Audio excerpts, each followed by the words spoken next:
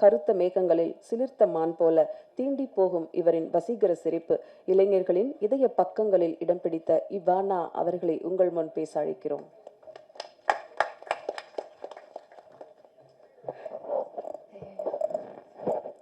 எல்லாருக்கும் வணக்கம். ஃபஸ்ட்டாக நான் சாரி கேட்டுக்கிறேன். கொஞ்சம் சில காரணங்களால் லேட்டாக தான் வர முடிஞ்சிச்சு, சாரி. ஆக்சுவலி எனக்கு தெரிஞ்ச என்னோட டீம் இப்போது ரொம்ப ஹாப்பியாக இருப்பாங்கன்னு நினைக்கிறேன். என்னென்னா ஆல்மோஸ்ட் ஆஃப்டர் 3 years இந்த படம் ரிலீஸ் ஆகுது. நாங்கள் 2021 ஸ்டார்ட் பண்ணது. ஷூட்டிங் எல்லாம் முடிச்சுட்டு கொஞ்சம் நாளாக ரிலீஸுக்காக வெயிட் பண்ணிட்டு இருந்தோம். ஸோ லவ் டுடே எல்ஜிஎம்க்கெல்லாம் ரொம்ப முன்னாடி பண்ண படம் இது. And finally Mathimaran is getting released. And நாங்கள் எல்லோரும் ரொம்ப ஹாப்பியாக இருக்கோம். இதில் எனக்கு தெரிஞ்ச மந்த்ரா சேட்டன் தான் எல்லாரையும் விட ரொம்ப ரொம்ப ஹாப்பியாக இருப்பாங்க. ஏன்னா எனக்கு நாச்சியார் டைம்லேருந்து அவங்கள தெரியும். அப்போ பால சாரோட ஏடியாக ஒர்க் பண்ணிட்டு இருந்தாங்க. ஸோ நாச்சியார் பண்ணும்போது அவங்க சொன்ன மாதிரி எனக்கு தமிழ் சுத்தமாக தெரியாது, அவங்களுக்கு மலையாளம் தெரியும். ஸோ அந்த கம்யூனிகேஷன் எல்லாம் அவங்க இருந்ததுனால தான் எனக்கும் கொஞ்சம் ஈஸியாக இருந்துச்சு. ஸோ அப்போது ஸ்டார்ட் பண்ண ஃப்ரெண்ட்ஷிப் ஒரு 6 வருஷமாக அது போயிட்டுருக்கு. எனக்கும் என்னோடய ஃபேமிலிக்கும் அவங்க ரொம்ப ரொம்ப க்ளோஸு. அண்ட் நாச்சியாருக்கு அப்புறம் எனக்கு இண்டஸ்ட்ரி பற்றி அவ்வளோ நாலேஜ் எல்லாம் இல்லை. லைக் எந்த மாதிரி படம் பண்ணணும், இல்லை எப்படி டிசிஷன்ஸ் எடுக்கணும், ஒன்றுமே தெரியாது. ஸோ அந்த டைம்லலாம் மந்த்ரா சேட்டன் தான் எனக்கு ஒரு வெல்விஷராக இருந்தாங்க. அப்படி இருக்கும்போது தான் ஒரு நாளைக்கு அவங்க கால் பண்ணிவிட்டு அவங்களோட முதல் படம் பண்ண போகிறாங்க, இந்த மாதிரி தான் ஸ்கிரிப்ட் இருக்குது, இந்த கதாபாத்திரம் உனக்காக எழுதினேன் அப்படின்னு என்கிட்ட சொன்னார். அது எனக்கு ரொம்ப ஹாப்பியான ஒரு விஷயமா இருந்துச்சு. I felt very excited. So நீங்கள் ட்ரெய்லர் எல்லாம் பார்த்துருப்பீங்க. இந்த படத்தில் ஹீரோ வெங்கட்டோட ட்வின் சிஸ்டராக ஒரு ரோல் பண்ணியிருக்கேன். இந்த படத்தில் பாடி ஷேமிங் பற்றி இந்த படம் பேசுது. அண்ட் அப்படி ஒரு இமோஷ்னல் ஃபேமிலி ட்ராமாவாக இருக்கும் இந்த படம். அண்ட் இந்த கான்செப்டை எடுத்து இந்த ப்ரொடியூஸ் பண்ணுறதுக்கு எங்களோட ப்ரொடியூசர் லெனின் பாபு சார் ரெடியாக இருந்தாங்க. So thank you to GS cinema international இந்த படம் ப்ரொடியூஸ் பண்ணுறதுக்கும், and for to GS brothers.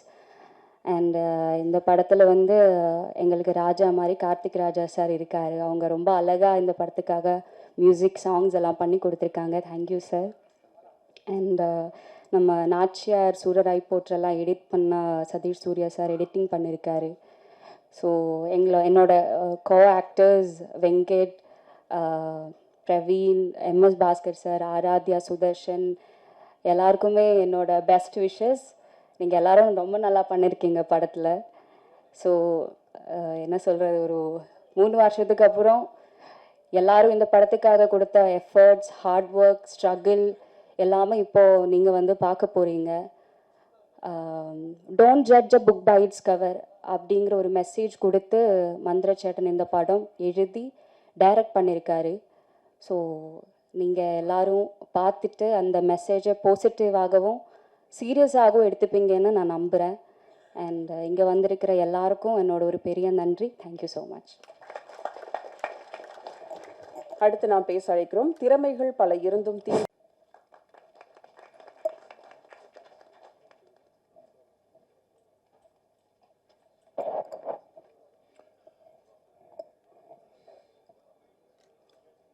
வாழிய செந்தமிழ், வாழ்க நற்றமிழர், வாழிய பாரத மணித்திரு நாடு.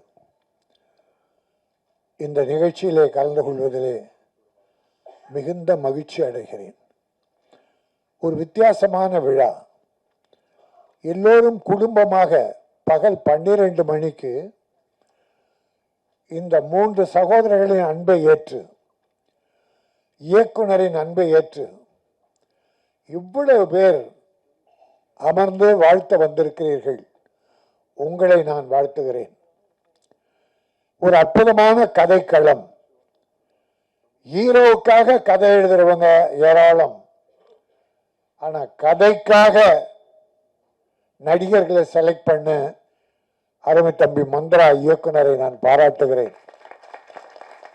உங்களோட மன வலிமை. ஏனென்றால் நீங்கள் பாலாவின் சிஷ்யன், பாலா பாலு மகேந்திரனின் சிஷ்யன். பாலு மகேந்திரா என்கிற ஒரு அற்புதமான இயக்குனர், தமிழ் திரையுலகை உலக அளவிற்கு கொண்டு சென்றவர். அவரிடத்திலே பயிற்சி பெற்று வேலை பார்த்த அருமை தம்பி மந்த்ரா. அவர் கதைக்குத்தான் அவர்கள் முக்கியம் தருவார்கள், கதாநாயகனுக்கெல்லாம் கிடையாது. ஏனென்றால் இது கதாநாயகன் என்று சொன்னால் வெளியில சிரிப்பார்கள். ஆனால் இந்த படம் பார்த்த பிறகுதான், ஓ இப்படி ஒரு கதாநாயகனும் இருக்கிறாரே என்று ஆச்சரியப்படுவார்கள். அந்த தம்பி அற்புதமான நடிக்க வச்சிருக்காங்க. உயரம்தான் குள்ளம், ஆனா உள்ளம் உயரம் இல்ல, உயர்ந்த உள்ளம். உயரமா தடியா இருந்து என்ன பிரயோஜனம்? நாட்டுக்கு ஒரு கருமமும் கிடையாது. ஆனால் உள்ளம் நிறைந்தவர்களால் இந்த நாட்டுக்கு பெரும் பெருமை. பேரறிஞர் அண்ணா அவர்கள் குள்ளமானவர் தான். நெடுஞ்செழி உயரமா இருப்பாரு, அன்பழகம் உயரமா இருப்பாரு, டாக்டர் கலைஞர் கூட உயரமா இருப்பார். ஆனால் இவர்களுக்கெல்லாம் தலைமை தாங்கிய ஒரு அற்புத தலைவன் பேரறிஞர் அண்ணா. அவர்கள் எம்பியாக தேர்ந்தெடுக்கப்பட்டார்கள். மெம்பர் ஆஃப் பார்லிமெண்ட், பாராளுமன்றம் போறார். அங்க வட இந்தியக்காரன் போறா கொழுத்து போயிருக்கிறான். ஒவ்வொருத்தரும் ஒரு 150 கிலோ 200 கிலோ உள்ள வந்தாங்க. ரொட்டியும் வெண்ணையும் சாப்பிட்டு எம்பிக்கள். ஆனா அந்த சபையிலே ஒரு குள்ளமான ஒருவர் முதல் முறையாக போகிறார். அவரை அப்போ கிருஷ்ணமாச்சாரியார், டி கிருஷ்ணமாச்சாரிய மாபெரும் பொருளாதார நிபுணர், கிருஷ்ண மேனன் ராணுவ மந்திரி, மிகப்பெரிய பேச்சாளர், 2 மணி நேரம் பேசுவார் உலக வழக்குகளை. நேரு பிரான் பிரைம் மினிஸ்டர். அந்த அவைக்கு முதல் முறையாக ஒரு குள்ளமான அண்ணா உள்ளே போறார். எல்லாரும் கிண்டல் கேலி நகைக்கிறார்கள். இவர் ஒரு எம்பியா, தமிழ்நாட்டில இருந்து வந்தாரா? அண்ணா பேசுகிற வாய்ப்பு கிடைத்தது. 10 நிமிஷம் தான் டைம், 10 நிமிஷம். அண்ணா பேச ஆரம்பிச்சார், ஆங்கிலத்திலே பேச ஆரம்பிச்சார். பேச பேச அருவி கொட்டுவதை போல ஆங்கில வார்த்தைகள், புத்தம் புதிய வார்த்தைகள் எல்லாரையும் நிகழ்விக்கிறது. நேரு அசந்து போனார். சபாநாயகர் பெல் அடிச்சு டைம் ஆயிடுச்சுன்னார். ஆனால் நேரு சொன்னார், நோ, லெட் ஹிம் ஸ்பீக், அவர் பேசட்டும் என்று ஸ்பெஷல் பர்மிஷன் கொடுத்து அண்ணாவை பேச வைத்தார்கள். அங்கே உருவம் தழைக்கவில்லை, உள்ளம், அறிவு, அது வெற்றி பெற்றது.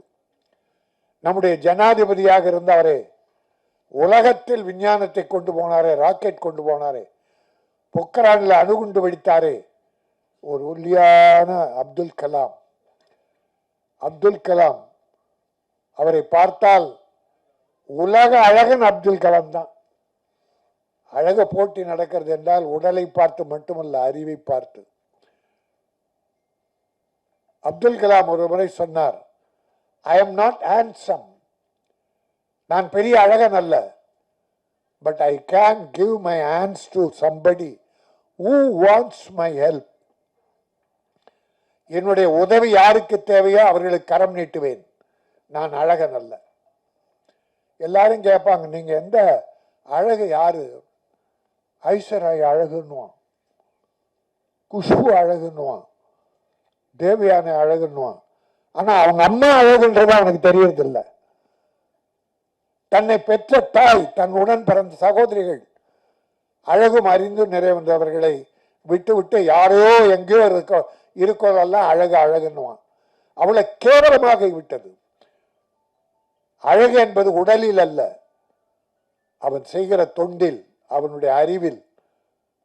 அப்படித்தான் நாகர்கோயிலில் அது ஊனமற்றவர் என்பதை நம்முடைய டாக்டர் கலைஞர்கள் மாற்றி ஊனமற்றவர் என்று பேசக்கூடாது, மாற்றுத்திறனாளிகள், திறனாளிகள், மாற்றுத்திறனாளி என்று சொல்ல வைத்தவர் டாக்டர் கலைஞர் அவர்கள்.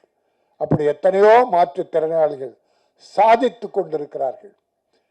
முன்ன மாதிரி இல்லைங்க, அந்த வெக்கப்படுறது கூச்சப்படுறல. இந்த பிள்ளைய, சின்ன பிள்ளைய, அவனுடைய சகோதரி தைரியமூட்டி தாழ்வு மனப்பான்மையை குறைத்து அவனை வாழ்க்கையில் வெற்றி பெற செய்கிற அந்த டயலாக் பூரா பிரமாதமான டயலாக். வாழ்க்கையில் நம்பிக்கை ஊட்டுகிற டயலாக், ஒவ்வொன்றும் அற்புதமான டயலாக். அந்த தம்பி, அதுவும் படம் எடுக்க வந்தவங்க நவீன் சீதாராமன், பாலா சீதாராமன், லெனின் பாபு, 3 பேரும் அண்ணன் தம்பிகள். தம்பி, உங்க குடும்பம் நல்லா இருக்கணும் தம்பி, நல்லா இருக்கணும். அண்ணன் தம்பிங்க 3 பேரும் என்னை பார்க்க முந்தா நாள் வந்தாங்க. ஒருத்தர் ஏதோ ஹாஸ்பிட்டலில் ஒர்க் பண்ணுறார், அப்பல் ஹாஸ்பிட்டல். ஒருத்தர் வக்கீல், ஒருத்தர் அமெரிக்காவில் நடிக்கிறார், திரையுலகில் தான் இருக்கார். அவர் சொன்ன வார்த்தை, இந்த கதையை அவர் சொன்னார், அந்த டெல்லிங், ஸ்டோரி டெல்லிங் மெத்தட், அதை சொல்லுகிற விதம் என்னை மிக கவர்ந்தது. அந்த தம்பி தமிழ்நாட்டில் படம் பண்ண போறேன், அதான் என் லட்சியம். அமெரிக்கா எனக்கு முக்கியம் அல்ல. நான் நினைத்தால் மாதத்துக்கு ஒரு முறை தமிழகம் வந்து என் தாய் நாட்டை பார்த்து விட்டு தமிழை பேசிவிட்டு தான் போகிறேன் என்று அவர்கள் சொன்னார்கள். அந்த கதை, இந்த கதையை எனக்கு ஒரு 10 லைன் சொன்னார். அவருக்கு அந்த அறிவு திறன் இருக்கிறது, இயக்குகிற திறன் இருக்கிறது. எனக்கு என்ன, இப்படிப்பட்டவங்க வந்தா தமிழ் சினிமா செழிக்கும். சில புரோக்கர் மாதிரி வந்துக்கிட்டு ஒரு 40% பேர் அடுத்தவனை ஏமாற்றி பிழைக்கிறதுக்குனே சினிமா இருக்கு. சினிமா கெட்டு போனதுக்கு காரணம் இந்த ஒரு 40% ஏதாவது தின்னு எவனாவது ஏமாற்றி எந்த அசிங்கத்தாவது தின்னு வாழ்ந்தா போதுன்னு நினைக்கிறான். அதனால தான் சினிமா கொஞ்சம் கெட்ட பேர். ஆனால் சினிமா லட்சியம் உள்ளவர்கள் இருக்கிறார்கள். அந்த லட்சியம் உள்ளவர்களால் தான் இன்றைக்கு சினிமா போற்றி புகழப்படுகிறது. அதுவும் தமிழ் சினிமா புனிதமானது, அற்புதமானது. அதை கொண்டு செல்கிறவர்கள் நியாயமானவர்களாக இருக்க. இவர்கள் கூட யாரோ ஒருவரிடம் ஏமாந்து போயிருக்கிறார்கள், பெரும் பொருளை இழந்திருக்கிறார்கள், ஆனால் சளைக்கவில்லை. அவரை பற்றி சொன்னாங்க, ஆனால் ஒரு வேண்டுகோள், அதை பற்றி பேரெல்லாம் சொல்ல வேண்டாம். ஏமாற்றாதீர்கள். ஒரு 10 நாளைக்கு நல்லா இருக்கலாம், அன்னைக்கு உனக்கு சோறு கிடைக்கலாம். அடுத்தவனை ஏமாற்றி பிழைப்போன் நீண்ட காலம் நன்றாக இருந்ததா சரித்திரமே கிடையாது. ஆகவே நல்லது, நல்ல சினிமா, அற்புதமான சினிமா. நாம் எத்தனை பேரை வாழ வைக்கிறோம்? இந்த 3 சகோதரர்கள் வந்தார்களே, எத்தனை தொழிலாளிகள் வாழ்ந்திருக்கிறார்கள், எத்தனை கலைஞர்கள் வந்திருக்கிறார்கள். ஆக அப்படி பிறரை வாழ வைப்பதற்காக தான் தயாரிப்பாளர். பல தயாரிப்பாளர் காணாமல் போனார்கள். 300 படம் தயாரிக்கிறாங்கன்னா 280 பேர் காணோம், ஒரு 20 பேர் தப்பிச்சு நிற்கிறாங்க. ஆக அப்படி இருக்கிற சினிமாவில் துணிச்சலோடு இந்த சினிமாவில் நான் வெற்றி பெறுவேன் என்ற நோக்கத்தோடு அண்ணன் தம்பிகள் 3 பேரும் ஒற்றுமையாக இருந்து, அதில் பாலா சீதாராமன் வந்து கவிஞர், வழக்கறிஞர், அந்த கவிஞர், 3 அண்ணன் தம்பிகளை ஒன்னா இருந்து கலந்து பேசி காரியம் செய்கிறாங்க. திட்டமிடுதல் அற்புதம், திட்டமிடுதல் அற்புதம். நான் இங்கே ஒன்றை சொல்ல வேண்டும்.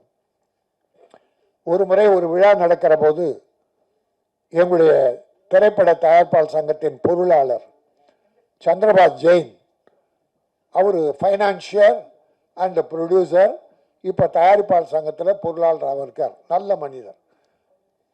நிறைய படங்கள், 100க்கு மேற்பட்ட படங்கள் ஃபைனான்ஸ் பண்ணியிருக்கார். அவர் ஒரு படம் எடுத்தார், தலைவா. அந்த தலைவா படத்துக்கு ஒரு அப்போ பதவியில் இருந்தவங்க பழி வாங்கினாங்க ஹீரோவை, அது வேற. ஆனால் அவர் வந்து மேடையில் சொன்னார், நான் வேற எதுவும் பேச வரல, ஒரு அற்புதமான நடிகர் இருக்காரு, அந்த நடிகர் என் படத்தில், தலைவா படத்தில் நடிக்கிறதுக்கு நான் அட்வான்ஸ் 1.5 லட்சம் கொடுத்தேன். பட் அவர் நடிக்க முடியல, அன்னைக்கு அவரால் வர முடியல, நடிக்கலை. ஆனால் 1 மாதம் கழித்து அந்த நடிகர் என்னை தேடி வந்து, நான் கொடுத்த 1.5 லட்சத்தை இந்தாங்க வச்சுங்க, உங்க படத்தில் என்னால் நடிக்க முடியல என்று சொல்லி திருப்பி கொடுத்தவர். அவரை போன்ற நடிகர்கள் நாட்டுக்கு வேணும்னார். அவர்தான் தம்பி MS பாஸ்கர். சந்திரபாஸ் ஜெயின் வந்து மேடையில் அது பட்டும் பேசதான் வந்தேன். ஏன்னா இது ஏன் சிறப்பு பெறுதுன்னா, அட்வான்ஸ் வாங்கி நடிக்காமலே வேற படத்துக்கு அதிக சம்பளம் கொடுக்குற படத்துக்கு போயிட்டு இதுக்கு நடிக்க மாட்டான், வாங்கின பணத்தை திருப்பி கொடுக்க மாட்டான். நிறைய நடிகர் இருக்கான், நிறைய நடிகர்கள். எங்கிட்டே 3 நடிகர்கள் ரொம்ப வேண்டியவங்க 2 லட்சம் 1 லட்சம் 3 லட்சம் வாங்கிட்டு நடிக்கல, கொடுக்கல. கேட்டா இல்லைன்னா அந்த டேட்டு எக்ஸ்பைரி ஆயிடுச்சான், தேதியை விற்கிறானுங்க. 3 நாள் டேட் வாங்குறோம், அந்த தேதியில் மழையோ வெள்ளமோ ஏதோ வரல, அப்புறம் நடிக்க முடியல. நான் தான் தேதி கொடுத்தேன், நீங்கள் நடிக்கலண்ணே, எடுக்கலண்ணே, அதனால ஃபைனா. பாவி ப்ரொடியூசர் கஷ்டப்படுறான், உனக்கு பணத்தை கொடுத்துட்டு சாப்பாட்டுக்கு இல்லாமல் கஷ்டப்படுது குடும்பம். ஒரு இறக்கம் உள்ள கிடையாதா? எவ்வளோ நாள் நல்லா இருக்க போறீங்க அடுத்தவன் பணத்தை வச்சுக்கிட்டு? ஆகவே ஒரு நல்ல நிகழ்ச்சி. இங்கே எங்கேயோ போகுது ரூட்டு. ஆனால் இந்த மதிமாறன் என்கிற படம் முக்கியமான விஷயம் இப்பதான் இந்த தமிழ் உலகத்தை இசைத்துறையில் உலகளாவில் ஓங்கி செலுத்து சென்ற இசைஞானி இளையராஜாவின் மகன் கார்த்திக் ராஜா. அவருடைய அற்புதமான இசை, 3 பாடல்கள், 2 பாட்டு சின்ன சின்ன பாட்டு, ரீ ரெக்கார்டிங். அந்த குடும்பத்துக்கு அவர் வழி வந்தவங்களுக்கு ஒன்று நம்ம இப்போ புதுசாக சொல்ல வேண்டியதில்லை. அது பாராட்டு மழை பொழிந்த அதில் நனைந்து கொண்டிருக்கிற குடும்பம். அவர் அப்பாவும் சரி பிள்ளைகளும் சரி. அந்த தம்பி இங்கே ப்ரொடியூசர் ஒத்துழைத்து அற்புதமாக படம் பண்ணி கொடுத்துருக்காரு. அவர் தான் இன்றைக்கு ஹீரோ. அவரை நான் மனதார பாராட்டுகிறேன். இதை விட இன்னொன்று பாராட்ட போகிறேன். இதில் பாருங்க, சால்வே யாருக்கும் போடலை. சால்வை பூச்செண்டு மொத்தமாக கொடுக்குறானுங்க. சால்வை இந்த ராஜஸ்தான் சால்வை இல்லை, இந்த ஜிகினா சால்வை ஒன்றுத்துக்குமே உகையப்படாது. அப்படி போட்ட உடனே தூக்கி போட்டோம். அதை விட நம்ம கைத்தறி துண்டு ஒரு 6 மாதம் உடம்பு துடைக்காவது பயன்படும். தமிழர்கள் நெசவாளிகள் ஈரோடு கோயம்புத்தூர் நம்ம சகோதரன் நெய்கிறான், அதை வாங்க மாட்டாங்க. அந்த ஜிகினா 300-400 வாங்கி போட்டு யாருக்கும் உபயோகப்படாது. ஆனால் இங்கே எதுவுமே இல்லை. நான் பாராட்டுகிறேன். செலவுகளை எப்படி குறைக்கணும்னு சினிமாவில் பாருங்க. என் தம்பி சுரேஷ் காமாட் சொன்னா, ஒரு படத்துக்கு என்ன செலவு தேவையோ பண்ணணும். அந்த செலவு பண்ணிதான் அது படத்தில் இருக்கணும். சும்மா மயிரை வெட்டி போடுற மாதிரி நீங்க ஒரு 1.5 லட்சம் அடி கட் பண்ணி எடுத்துட்டு 14,000 அடியா வைப்பான். 1 லட்சம் பேர், பல டைரக்டர் பேர் பண்றான் ப்ரொடியூசரை. பல டைரக்டர் ஐடியா கிடையாது, கதையை ஸ்பாட்ல வந்து எழுதுறான்.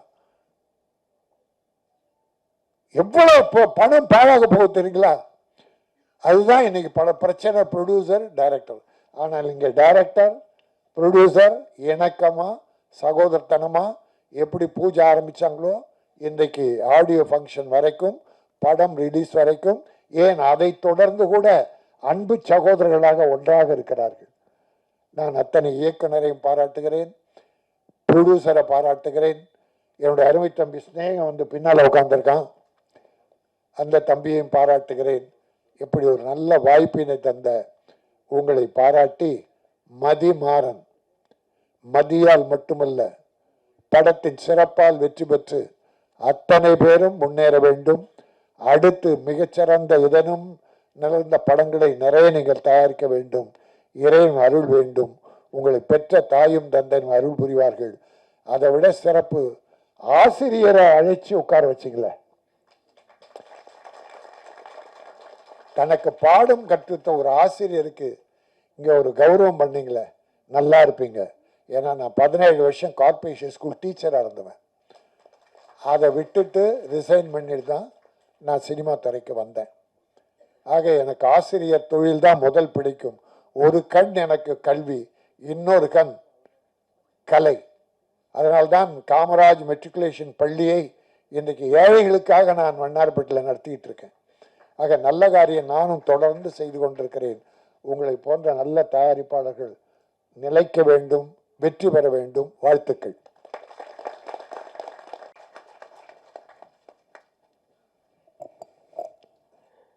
எல்லோருக்கும் என்னுடைய பணிவான வணக்கங்கள். வந்திருக்கக்கூடிய பத்திரிகை ஊடக நண்பர்கள், மேடையில் இருக்கக்கூடிய எல்லோருக்கும் ஒவ்வொரு பெயரையும் நம்ம சொல்லிக்கிட்டு இருந்தோம்னாக்க நிச்சயமாக காலதாமதமாகும். எல்லோரும் ஒரு விதத்தில் சாதனையாளர்கள். அவங்க எல்லாருக்கும் என்னுடைய பணிவான வணக்கங்கள். ஒரு நல்ல கதை, ஒரு நல்ல கேரக்டர், எல்லா கேரக்டருமே அருமையான கேரக்டர்கள். எனக்கு தம்பி மந்த்ரா அவர்கள் சொல்லும் பொழுது இந்த மாதிரி அப்படிங்கும் பொழுது எனக்கு ரொம்ப சந்தோஷமாக இருந்தது. ஒரு அருமையான வேஷம், அருமையான ஒரு குடும்பத் தலைவன். அதில் நல்ல மனதை உருக்கக்கூடிய டைலாக்ஸு. நானே பல டைலாக்ஸ் ஃபீல் பண்ணி தான் நான் ரொம்ப ஃபீல் பண்ணி, சில இடங்களில் அது நமக்கு தொண்டை அடைக்கிற மாதிரியான சில டைலாக்ஸ் ரொம்ப அற்புதமாக எழுதியிருந்தார். இது எல்லாவற்றையும் மீறி எனக்குள் இருக்கக்கூடிய ஒரு ஆர்வத்தின் காரணமாக தம்பி மந்த்ரா கிட்ட நான் ஒரு பர்மிஷன் கேட்டேன். ஒரு இடத்துல அந்த சீனில் மட்டும் நான் கொஞ்சம் பேசிக்கிறேன் அப்படின்னு சொல்லி, அது என்ன வசனம், என்ன ஏது அப்படிங்கிறத நான் சொல்லக்கூடாது. அதை நிச்சயமாக பார்க்கின்றவர்கள் கண்டிப்பாக பாராட்டுவார்கள். அந்த அளவிற்கு எனக்குள்ள அந்த ஃபீலிங் இருந்தது.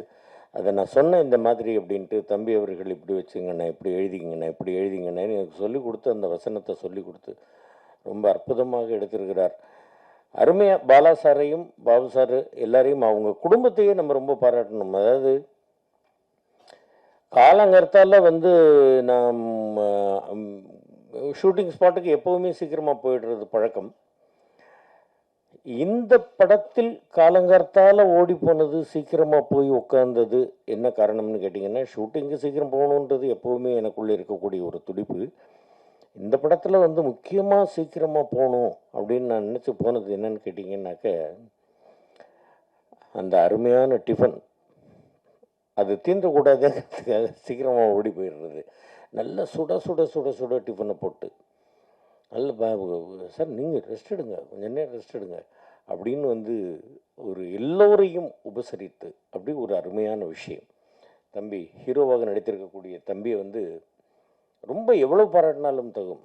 ரொம்ப நாங்கள் எல்லாருமே ஒரு குடும்பம் மாதிரி அந்த கிராமத்தில் இருந்துக்கிட்டு ரசிச்சுக்கிட்டு அப்படியே சுற்றி பார்த்துக்கிட்டு அவ்வளவு அருமையாக ரொம்ப பர்ஃபார்மன்ஸ் ரொம்ப பிரமாதமாக பண்ணியிருக்கிறாரு. நம்மக்கிட்ட ஒரு ஷாட்டுக்கும் சார் சரியாக இருந்தா சார் வேறு ஏதாவது பண்ணிக்கலாமா சார், வேறு அந்த ஆர்வம். உருவத்தில் என்ன இருக்குது, என்னெல்லாம் எனக்கு நிறைய முடி இருக்கும்போது யாரும் வேஷம் கொடுக்கல, முடி கொட்டினதுக்கப்புறம் தான் வேஷம் கொடுக்குறாங்க. அது என்ன ஒருத்தன் கிண்டல் பண்ணான், ரொம்ப நண்பன், முடியே இல்லை உனக்கெல்லாம் எவன்டா வேஷம் கொடுப்போம், டேய் முடி இல்லைன்னா பரவாயில்லடா, முடியல என்ன தாண்டா கவலை அப்படின்னு நான் சொன்னேன் அவங்ககிட்ட. அந்த மாதிரி சரித்திரத்தில் நீங்கள் எவ்வளவோ பேர் எடுத்துக்கொள்ளுங்கள், குறையோடு இருந்தவர்கள் எவ்வளவோ சாதித்திருக்கிறார்கள். இன்னும் நெப்போலியன் போனபார்ட் எடுத்துக்கங்க, அவர் ரொம்ப ஷார்ட் அப்படின்னு தான் நான் படிச்சிருக்கிறேன். அதே மாதிரி மாலிக் கஃபூர் எடுத்துக்கோங்க, அவர் ஒரு திருநங்கை. அவர் எவ்வளோ தூரத்துக்கு இந்தியாவில் எவ்வளோ இடங்களை ஆட்சி கொண்டிருக்கிறார். அந்த மாதிரி மிகப்பெரிய விஷயங்கள். எனக்கு இதில் டைரக்டர்ஸுக்கு நான் நன்றி சொல்லக்கூடியது இன்னொரு விஷயம். எனக்கு இன்ட்ரடியூஸ் பண்ணி வைத்த ஒரு நபர், உட்காருங்க தம்பி, ஒரு நபர் இதில் முக்கியமாக ஒரு உருவம் இப்படி இருக்கணும் அப்படிங்கிறத டைரக்டர் தம்பி மந்த்ரா அவர்கள் அதை இது பண்ணி எனக்கு ஒரு அருமையான ஒரு மகனை இன்ட்ரடியூஸ் பண்ணி வச்சாங்க. அதனால தான் எனக்கு இந்த உருவம். கோபிங்கிறீங்க, வாங்க மேடம், இல்லை வாங்க.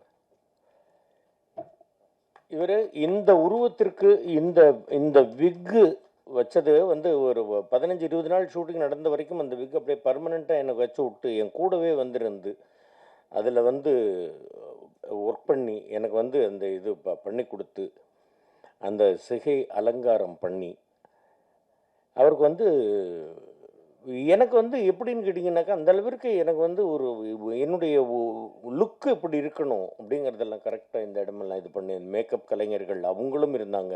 அவங்களுக்கும் எல்லோருக்கும் என்னுடைய நன்றியை தெரிவித்துக் கொள்கிறேன். ரொம்ப அற்புதமான படத்தில் நடித்த ஒரு திருப்தி. நான் ஒவ்வொருத்தருக்காக நான் நன்றி சொல்லணும். என்னுடைய தம்பி மணி, சித்ராமணி, அது மாதிரி எனக்கு கூடவே இருக்கக்கூடியவர்கள், பத்திரிகை ஊடகங்களோட மாப்பிள்ளை ஒன்று சொல்ல முட்டுன்னு ஒன்று இது பண்ணாது. எல்லோருமே சொல்கிறேன், எங்கள் பாலாண்ணா எந்திரிங்க, பாலாண்ணா பாலாண்ணா எந்திரிங்க.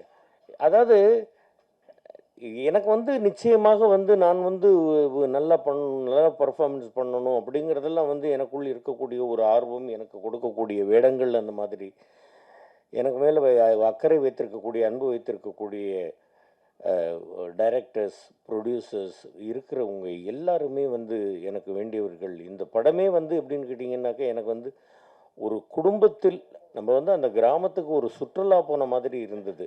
அவ்வளவு அருமையான ஒரு உபசரிப்பு. நிச்சயமாக அவங்க சொன்னாங்க அவங்க அப்பா வந்து கம்யூனிஸ்ட்டுன்னு. எங்கள் அப்பாவும் வந்து கம்யூனிஸ்டில் இருந்தவங்க தான். ஐயா ஜீவா அவர்களோடெல்லாம் வந்து எங்கள் அப்பா ஜெயிலில் இருந்திருக்கிறாங்க. இது எல்லாத்தையும் நான் வந்து அவங்கள்ட்ட சொல்லியிருக்கிறேன். அந்த மாதிரி வந்து அவங்க வந்து அந்த ஊருக்காக நல்லது செய்தவர்கள். நாங்கள் போய் பார்க்குற நேரத்தில் என்னமோ எங்களுடைய துரதிர்ஷ்டம் அவங்க வந்து இல்லை. இருந்தாலும் அவங்களுடைய ஆன்மா எங்கிருந்தாலும் நிச்சயமாக இந்த படத்தை வாழ்த்து கொண்டிருக்கும். அருமையான இசை. தம்பி அவர்களை பற்றி நான் சொல்லணும் அப்படிங்கிற அவசியம் கிடையாது. பூக்கடைக்கு விளம்பரம் தேவையில்லை அப்படிங்கிறது தான் உண்மை. எல்லாரையும் ஒவ்வொருவராக நான் வந்து என்னுடைய மனமார்ந்த நன்றிகளை தெரிவித்துக் கொள்கிறேன். இந்த படம் மிகப்பெரிய வெற்றியடைய வேண்டும்.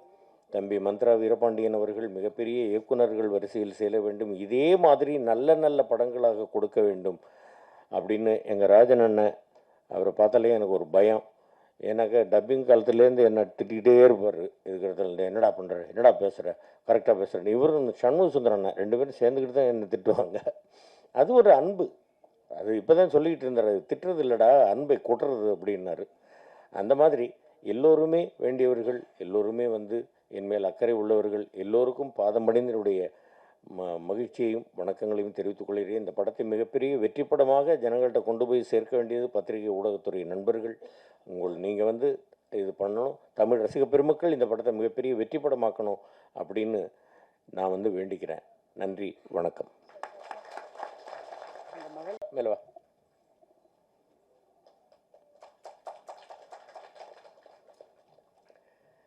இந்த குழந்தை வந்து என்னுடைய மகளாக நடித்தது இந்த படத்தில். ரொம்ப நல்ல தங்கமான குழந்தை, ரொம்ப பாசமான குழந்தை. ரொம்ப நல்ல பர்ஃபார்மன்ஸு ரொம்ப பிரமாதமாக இருந்தது. ரொம்ப அருமையாக இருந்தது. அந்த ஸ்கூல் பொண்ணுனாக்கா அந்த ஸ்கூல் பொண்ணு மாதிரி எனக்கு எந்த குழந்தையை பார்த்தாலும் என்னுடைய மகள் என்னுடைய மகனாகத்தான் தோன்றுகிறது. நல்லபடியாக நடிச்சிருக்கிறாங்க. இவங்களை வந்து இறைவன் ஆசீர்வதித்து நல்லபடியாக மிகப்பெரிய ஒரு லெவலுக்கு எல்லாரையும் கொண்டு வரணும். படம் மிகப்பெரிய வெற்றி பெறணும் அப்படிங்கிறது தான் என்னுடைய ஒரு ஆசை.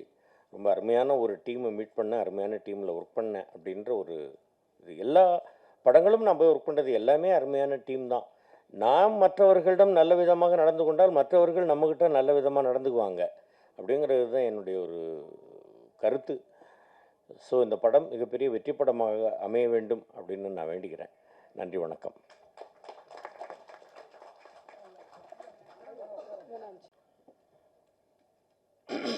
அனைவருக்கும் எனது நெகிழ்வான வணக்கம். இது வந்து நிஜமா கனவா அப்படின்ட்டு எனக்கு கொஞ்சம் சந்தேகமாக தான் இருக்குது. நான் ரொம்ப நாள் கனவு. ரொம்ப எமோஷனலாக இருக்கேன் நான் உண்மையிலே. ஏன்னா என்னை பற்றி நிறையா, குடும்பத்தை பற்றி நிறையா சொல்லிட்டாரு முருகன் மந்திரம். ரொம்ப நன்றி. இவங்களெல்லாம் நான் வந்து திரையில் பார்த்து பிரமித்த ஒரு கடைக்குட்டி கிராமத்தில் பிறந்த ஒரு மாணவன்.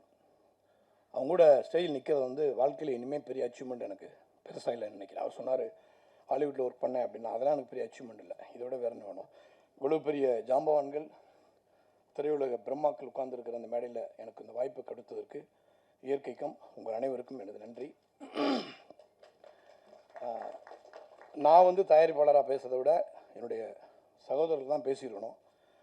ஏன்னா நான் முன்னாடியே இண்டஸ்ட்ரிக்கு வந்துட்டதுனால அண்ணனுக்கு எப்பவுமே ஒரு லக்கு உண்டு. அவன் கஷ்டப்படுறானோ படலையோ, தம்பியில் கஷ்டப்பட்டு பேர் வாங்குறது அண்ணனாக தான் இருக்கும். அப்படி எடுத்துக்கலாம். என்னுடைய இந்த company GS cinema international and GS info entertainment, இந்த 2 கம்பெனிக்கும் முதுகெலும்பாக இருந்து முழுக்க முழுக்க உழைத்தது என்னுடைய 2 சகோதரர்கள். அதில் ஒன்று லெனின், இன்னொன்று வந்து பாலா சீதாராமன். ரொம்ப நேரம் நான் எடுத்துக்க விரும்பலை, எமோஷனலாக இருக்கேன், நான் பேச்சு வர மாட்டேங்குது, மன்னிச்சுக்கோங்க.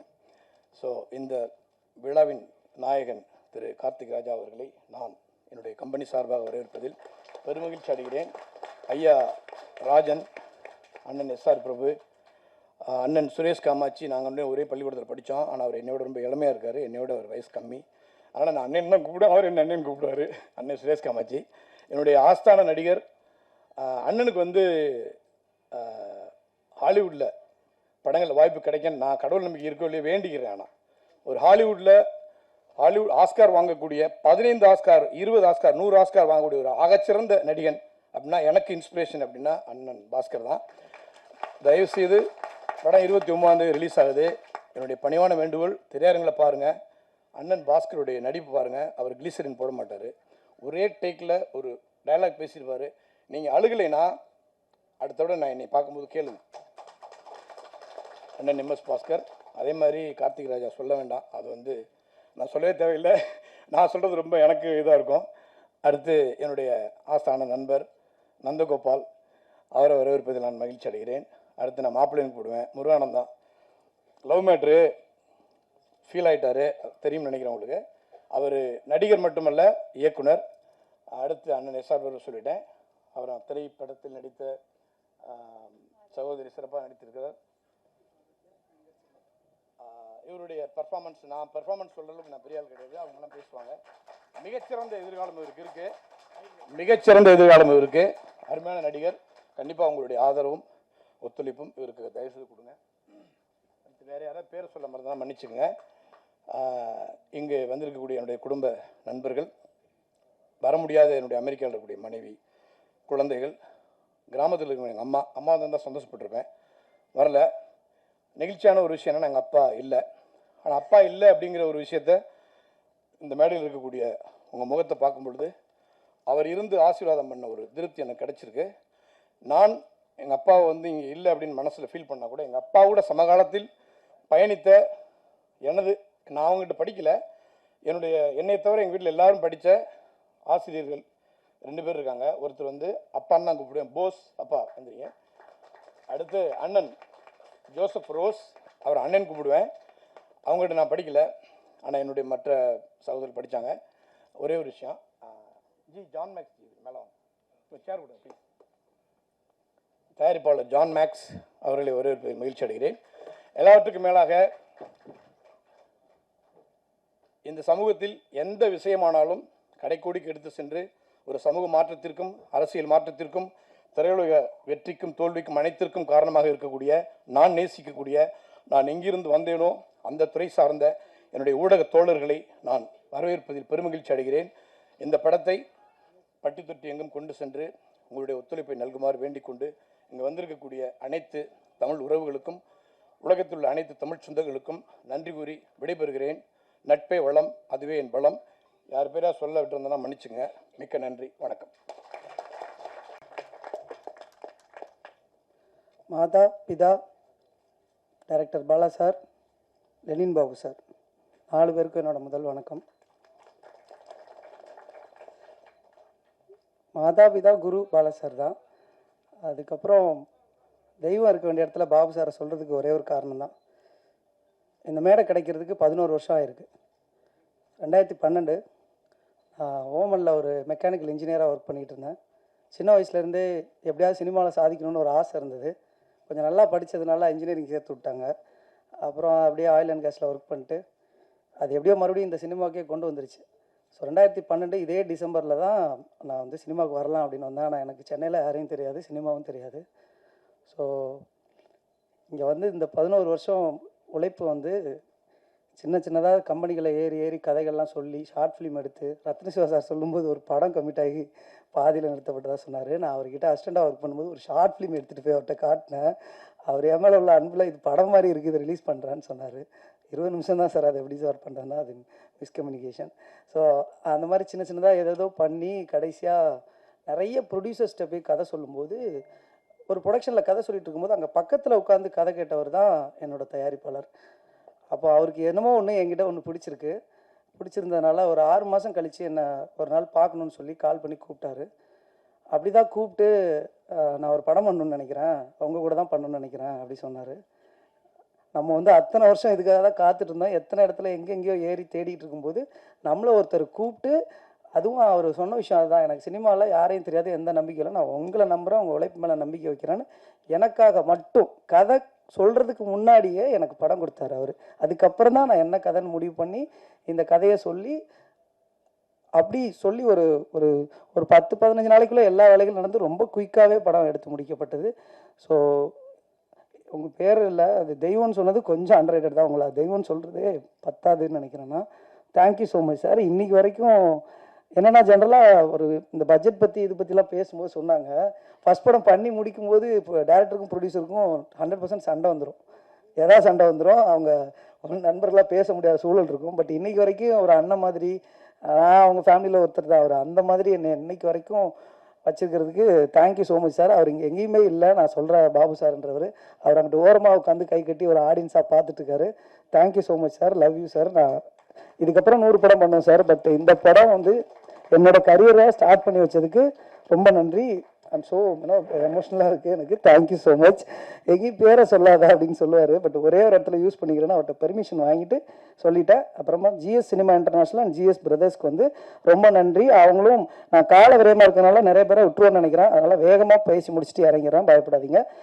GS cinema international and GS பிரதர்ஸ்க்கு நன்றி.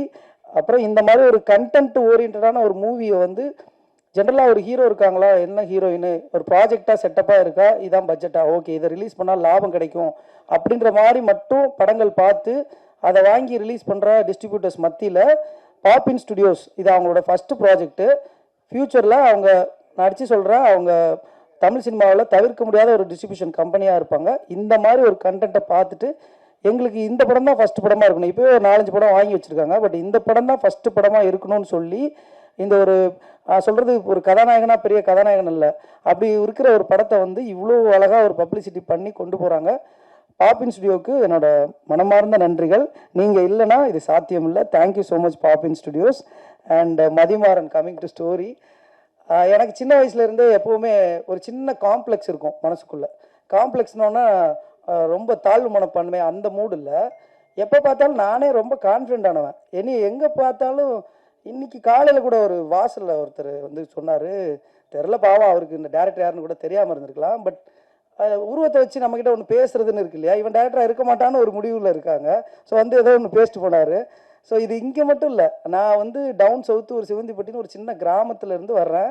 அங்கேருந்து நான் பாளையங்கோட்டைன்னு ஒரு ஒரு ஒரு பாளையங்கோட்டைன்னு ஒரு வட்டம், அங்கே வந்து ஒரு சின்ன சிட்டியில் ஒரு ஸ்கூலில் படிக்க வரும்போது நம்ம உருவம் கொஞ்சம் கிராமத்து பையன், கொஞ்சம் ஏழ்மையான குடும்பத்துலேருந்து வரோம். அதை பார்த்துட்டு இவெல்லாம் சரிப்பட மாட்டான்ற ஒரு லுக்கே இருக்கும். அப்புறம் நம்ம நல்லா படிப்போம், ஃபஸ்ட் ரேங்க் ஸ்கூல் ஃபஸ்ட்லாம் வாங்கும்போது, ஓ அப்படியா பரவாயில்லையா, நல்லா நீயா ஃபஸ்ட் ரேங்கு அப்படின்ற ஒரு விஷயம் இருக்கும். அப்படியே அங்கே ஓமனுக்கு போனால் நான் பார்த்தது ஒயிட் கலர் ஜாப்பு. நான் மெக்கானிக்கல் இன்ஜினியரிங் படிக்க வந்தேன், அதை விட்டுட்டேன் நடுவில்.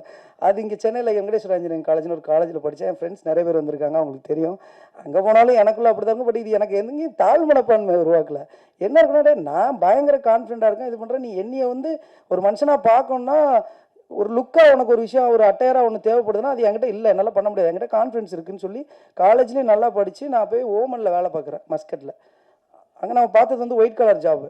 ஆனால் எல்லோரும் ஒட்டக்கம் வைக்கிறவங்க மாதிரியே பார்ப்பாங்க. அது எதுக்குன்னா நம்ம இருக்கிற லுக்கு அப்படின்னு, ஒரு தமிழன் மாதிரி இருக்கேன் இல்லையா, அந்த லுக்குனால அப்படி சொல்லுவாங்க. ஸோ இங்கே வந்து don't judge a book by its cover, அதை நான் எப்போவுமே நம்புகிறேன். ஒருத்தவங்களோட திறமைக்கும் அவங்களோட உருவத்துக்கும் எந்த விதமான சம்மந்தமே இருக்காது. இது 100% ட்ரூ. சிவப்பாக இருக்கும் பொய் சொல்ல மாட்டான், கடுகு சிறுத்தாலும் காரம் குறையாது, இதெல்லாம் சுத்த என்ன சொல்கிறது பேத்தல்கள். யாரோ சும்மா ஏதோ சொல்லி வச்சுட்டு போயிட்டாங்க. அப்படிலாம் எதுவுமே கிடையாது. அகத்தின் அழகு முகத்தில் தெரியும் அப்படிம்பாங்க, அது உள்டாவை யோசிச்சு பாருங்க. உங்கள் மனசோட அழகு தான் அழகே, அதுதான் உங்கள் முகத்தில் தெரியும்னா பாவம். நீங்கள் அழகுன்னு எதோ உதாரணமாக வச்சுருக்கீங்களோ, இப்படி ஒரு வடிவமா கலரா இப்படின்றதெல்லாம் அழகே கிடையாது. ஒருத்தரோட இன்னர் செல்ஃப் தான் அழகு. அந்த இன்னர் செல்ஃப் தான் நான் வந்து அழகாக பார்க்குறேன். ஸோ இந்த பாடி ஷேமிங் உருவ கேலி அப்படின்றத ரொம்ப நார்மலைஸ் பண்ணி வச்சுருக்கோம் சினிமாவிலையும் கூட. அண்ட் நிறைய டிவி ஷோஸ்லலாம், ரியாலிட்டி ஷோஸ்லலாம் பார்த்தீங்கன்னா ஒரு பண்ணி முஞ்சி வாயன், அந்த வாயன், இந்த வாயன், இந்த மண்டையன் இப்படி சொல்லாமல் எந்த சினிமாக்கள்லையும் காமெடிகள் வர்றதே கிடையாது. அதையும் நம்ம ரொம்ப நார்மலாக ரசித்து அதை வந்து கொண்டு போயிட்டுருக்கோம், அந்த படங்களை ஹிட் ஆகிட்டு இருக்கோம். ஸோ அதை பற்றி ஒரு சின்ன ஒரு அவேர்னஸ் க்ரியேட் பண்ணணும்னு தோணுச்சு. சேம் டைம் இந்த படத்தை வந்து நம்ம ஒரு வெறும் ஒரு கண்டென்ட் ட்ரிவன் அண்ட் ஒரு லார்ஜ் தென் லைஃப் மூவியாக பண்ணலை. இந்த படம் வந்து க்ளோஸ் டு ரியாலிட்டி எப்படி பண்ணுமோ அவ்வளோக்குள்ளே கமர்ஷியலாக கொண்டு போய் இந்த படத்தை வந்து பண்ணியிருக்கோம். இந்த படம் வந்து நான் ஒரே ஒரு உத்தரவாதம் மட்டும் உங்களுக்கு நான் கொடுக்குறேன். எங்களால் முடிஞ்ச அவ்வளோ எஃபர்ட்டையும் போட்டு ஒரு நல்ல கண்டென்ட் ஃபிலிம் எடுத்துட்டோம். நீங்கள் கொடுக்குற 100 ரூபா 160 ரூபாய்க்கு நீங்கள் படம் பார்த்துட்டு வரும்போது ரொம்ப திருப்தியாக வருவீங்கன்ற உத்தரவாதம் நான் கொடுக்குறேன். ஒரு நல்ல படம் எடுத்திருக்கோம். இந்த படத்தை ப்ரெஸ் அண்ட் மீடியா எப்படியாவது கொண்டு போய் சேர்த்துருவாங்கன்னு தெரியும். ஏன்னா ஆல்ரெடி மிகப்பெரிய சப்போர்ட் கொடுத்துட்டு இருக்கீங்க press and media. Thank you so much. இன்னும் கொஞ்ச நாள் தான் இருக்குது படம் ரிலீஸ்க்கு அண்ட் அதுக்கப்புறம் இருக்கிற ப்ரொமோஷன்ஸ்லாம். கொஞ்சம் சப்போர்ட் பண்ணி இதுக்குள்ளே மக்களை கொண்டு வர வேண்டியது உங்கள் கையில் தான் இருக்குது. அதை மட்டும் பண்ணிவிடுங்க. நான் உங்களை நான் உத்தரவாதம் கொடுக்குறேன், இந்த படம் பார்த்த எல்லாருமே திருப்தியாக வெளியே போவாங்க அப்படின்னு சொல்லி. அப்புறமா இந்த படத்தில் கேஸ்டிங் பற்றி சொல்லிடுறேன். ஃபஸ்ட்டு இவானா அது ஒரு தங்கச்சி எனக்கு. அது எப்படின்னா அது ஒரு லாங் ஸ்டோரி. நான் ஒரு 30 செகண்டில் சொல்கிறேன். நான் பாலா சார்கிட்ட நாச்சியார் படம் ஒர்க் பண்ணிட்டு இருக்கும்போது அந்த பொண்ணு 10th அப்போ ஹீரோயினாக பண்ணுறாங்க நாச்சியாரில். எனக்கு கொஞ்சோண்டு மலையாளம் தெரியும். அப்போது அவங்களுக்கு தமிழை சுத்தமாக தெரியாது. அப்படிங்கும்போது கொஞ்சம் கொஞ்சமாக என்னென்னமோ பேசுவேன் என்கிட்ட அந்த பொண்ணு. அப்போ அந்த மலையாளம் எனக்கு தெரிஞ்ச மலையாளத்தை வச்சு கொஞ்சம் அவங்களுக்கு சொல்லிக் கொடுக்குறது, டைலாக் எக்ஸ்பிளைன் பண்ணுறது, டேரக்டர்கிட்ட பேச பயப்படுவாங்க. ஸோ என் மூலமாக இது பண்ணி ஒரு ஃப்ரெண்ட்ஷிப் மாதிரி க்ரியேட் ஆச்சு. அது அவங்க அம்மாவும் மலையாளம் பேசுவாங்கன்றதுனால அவங்க ஃபேமிலியாகவே நானும் அவங்க ஃபேமிலியில் ஒருத்தன் தான். ஸோ அதுக்கப்புறம் திடீர்னு அந்த பொண்ணு அந்த படம் ரிலீஸ் ஆச்சு, நல்லா சக்ஸஸ்ஃபுல்லாக ஓடிச்சு. அப்படியே ஊரில் போய் செட்டில் ஆயிடுச்சு. 11th 12th காலேஜ்னு என்னமோ படிச்சுட்டு அப்படியே இருந்துட்டாங்க. என்றைக்கே ஒரு நாள் என் பர்த்டேக்கு விஷ் பண்ணாங்க.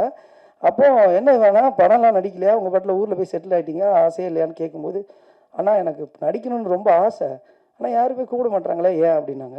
எப்படி ஒன்று கூப்பிடுவாங்க, நீதாம்மா நீ நடிக்கணும்னு நினச்சா நீதாம்மா ட்ரை பண்ணணும், நீ பாலா சார் படத்தோட ஹீரோயின், நீ எங்கே இருக்குன்னே தெரில, பதுங்கு குழியில் ஒளிஞ்ச மாதிரி போய் கேரளாவில் இருக்க அப்படின்னு சொல்லும்போது, சொல்லுங்கண்ணா நான் என்ன பண்ணணும் சொல்லுங்கள் அப்படிங்கும்போது, என்னோட டார்லிங் எனக்கு ரொம்ப பிடிச்ச என்னோட நண்பர், இண்டஸ்ட்ரியிலே அந்த பியூர் ஹார்ட் அப்படின்னு நான் எங்கேனாலும் அடித்து சத்தியம் பண்ணி சொல்லுவேன், ஜிவி பிரகாஷ். அவர் தான். அவர்கிட்ட நான் ஃபோன் பண்ணி சார் இந்த மாதிரி அப்படின்னு சொல்லி பேசிட்டு அவரோட நம்பரை நான் இவானாக்கு கொடுத்தேன். அவருக்கு இப்போ அவருக்கும் நான் எனக்கு எப்படி ஃபீலோ அப்படி தான் இவானாக்கு. அவர் ஒரு படம் கொடுத்தாரு, கல்வன் சொல்லிட்டு. அந்த மூவி ரிலீஸ் ஆக போகுதுன்னு நினைக்கிறேன் சீக்கிரமாக. அதுக்கப்புறம் எல்லா ஸ்கிரிப்ட்ஸும் எனக்கு அனுப்புவாங்க, அண்ணா இது எப்படின்னா அது அப்படின்னா அப்படின்னு சொல்லி நிறைய கேட்டுகிட்டே இருப்பாங்க. எனக்கு என்ன இருந்துச்சுன்னா, இந்த பொண்ணு இவ்வளோ கஷ்டப்படுது, ஆனால் கரெக்டான இடம் அந்த பொண்ணு கிடைக்கவே மாட்டேங்குது. நம்ம ஒரு படம் பண்ணோன்னா அந்த ஃபஸ்ட்டு படத்தோட ஹீரோயின் இவானாவை தான் இருக்கணும் அப்படின்னு சொல்லி நான் என் மனசுக்குள்ளே முடிவு பண்ணிட்டேன் எப்போவுமே. பட் எனக்கு வாய்ப்பு கிடைக்கிறதுக்கு அதுக்கப்புறம் 5-6 வருஷம் ஆகுது. அப்படியே ட்ரை பண்ணிருக்கும்போது ஒரு நாள் இந்த கதை நான் ஓகே பண்ணோன்னா முதல்ல அவங்ககிட்ட தான் சொன்னேன், ஃபோன் பண்ணி இந்த மாதிரி ஒரு கதைமா அப்படின்னு. அப்போ அவங்களுக்கு தமிழ் கொஞ்சம் கொஞ்சம் தான் தெரிஞ்சுது. எனக்கு தெரிஞ்ச மலையாளம், தமிழ், இங்கிலீஷ் 3 லாங்குவேஜ்லையும் கலந்து ஒரு கதையை ஒரு 10 நிமிஷத்தில் சொல்லும்போது எனக்கு ஒன்றும் புரியல. நானும் அம்மாவும் சென்னைக்கு கதை கேட்குறோன்னு சொல்லிட்டு கதை கேட்கறதுக்காக சென்னை வந்தாங்க. சென்னை வந்துட்டு கதை கேட்டுட்டு அம்மாவும் பொண்ணும் கதை சொல்லி முடிக்கிறேன். இவானா என்னை அப்படியே ஏதோ கோபமாக பார்த்துட்டு இருந்துச்சு. சைடில் பார்த்தா அவங்க அம்மா அழுதுட்டு இருக்காங்க. என்னம்மா எதுக்குமா அழுறீங்க, ஏதாவது தப்பு இதாக சொல்லிட்டேனா அப்படின்னு சொல்லி கேட்கும்போது நான் ஃபைனலாக இவானாட்ட கேட்டேன், இந்த படம் பண்ணுறியாமா நீ அப்படின்னோடனே, என்ன சேட்டா சொல்கிறீங்க, டெஃபினெட்லி ஐம் டூயிங் இட் அப்படின்னாங்க. எனக்கு அப்போ தான் தெரியும் இந்த படத்தில் வர்ற மதி அண்ட் மாறன் மாதிரியே இவானா அண்ட் லியோ, அதாவது அவங்களும் ரியல் லைஃப்பில் ஒரு ட்வின் தான். அவங்களுக்கு ஒரு தம்பி இருக்காங்க. ஸோ இந்த கதையில் இந்த அக்கா தம்பி இந்த உறவை பற்றி தான் நான் அந்த கதை ஃபுல்லாக முடிச்சு போட்டு பேசியிருக்கோம். எப்படி ஒரு காம்ப்ளெக்ஸில் இருக்கிற ஒரு தம்பியை கைப்பிடிச்சி தூக்கி விடுற ஒரு அக்கா, இதுதான் இந்த கதையோட பேஸ் லைன். ஆக்சுவலாக அவங்க ரியல் லைஃப்பில் பார்த்தீங்கன்னா இவானாவை எல்லாரும் குள்ளங்குள்ளன்னு சொல்லி கிண்டல் பண்ணியிருக்காங்க போல இருக்கு. என்கிட்ட அது சொல்லிச்சு. ஸோ ரொம்ப பர்சனலாக கனெக்ட் ஆகி இந்த படத்துக்குள்ளே வந்தாங்க. அப்போது என் ப்ரொடியூசர் கூட என்கிட்ட சொன்னார், மந்த்ரா நம்ம படத்தில் ஹீரோ யாருன்னு தெரியாத புது பையனை வச்சு பண்ணுறோம், டெக்னீஷியனாக நீங்கள் எல்லாருமே சவுண்டாக போட்டிங்க, பட்டு ஹீரோயினாக பண்ணுற இவானா கொஞ்சம் இப்போ தானே வர்றாங்க அப்கமிங்லாம், கொஞ்சம் பெட்டரான ஒரு ஃபெமிலியரான கேரக்டர் இப்போ யாராவது ஒரு ஆர்டிஸ்ட்டை போடலாமேன்னு சொல்லி என்கிட்ட கேட்கும்போது நான் சொன்னேன், சார் நம்ம படம் ரிலீஸ் ஆகும்போது இந்த இவானான்ற பொண்ணு பெரிய ஸ்டாராக இருப்பாங்கன்னு அப்போ சொன்னேன் நான். அது இன்னைக்கு உண்மையாயிடுச்சு. ஏன்னா நம்ம படம் பண்ணிட்டு இருக்கும்போது சைமல்டேனியஸாக த்ரூ ராஜி சார் எங்கள் இபி மூலமாக ப்ளஸ் அந்த Love Today cameraman I think அவர் ஃபோட்டோஸ்லாம் பார்த்துட்டு she got the opportunity of Love Today. And அதுக்கப்புறம் அவங்க எங்கேயோ போயிட்டாங்க மேடம். அப்புறம் தெலுங்கு படம் பண்ணுறாங்க. இங்கே தான் இருக்கீங்க, ஓகே, எப்போவுமே இங்கே தான் இருப்பீங்க, தேங்க்யூ. இங்கே அது ஒரு சிஸ்டர் தான் எனக்கு, ஊரில் ஒரு சிஸ்டர் இருக்கா, அவள் சொல்லுவா நீ என்ன அவளை தங்கச்சின்ற என்னைய சொல்லாமன்னு சொல்லுவாள். 2 பேருமே சிஸ்டர் தான். அது ஒரு செல்ல குழந்தை அந்த மாதிரி எனக்கு ஒரு தங்கச்சின்னா அப்படி ஒரு தங்கச்சி.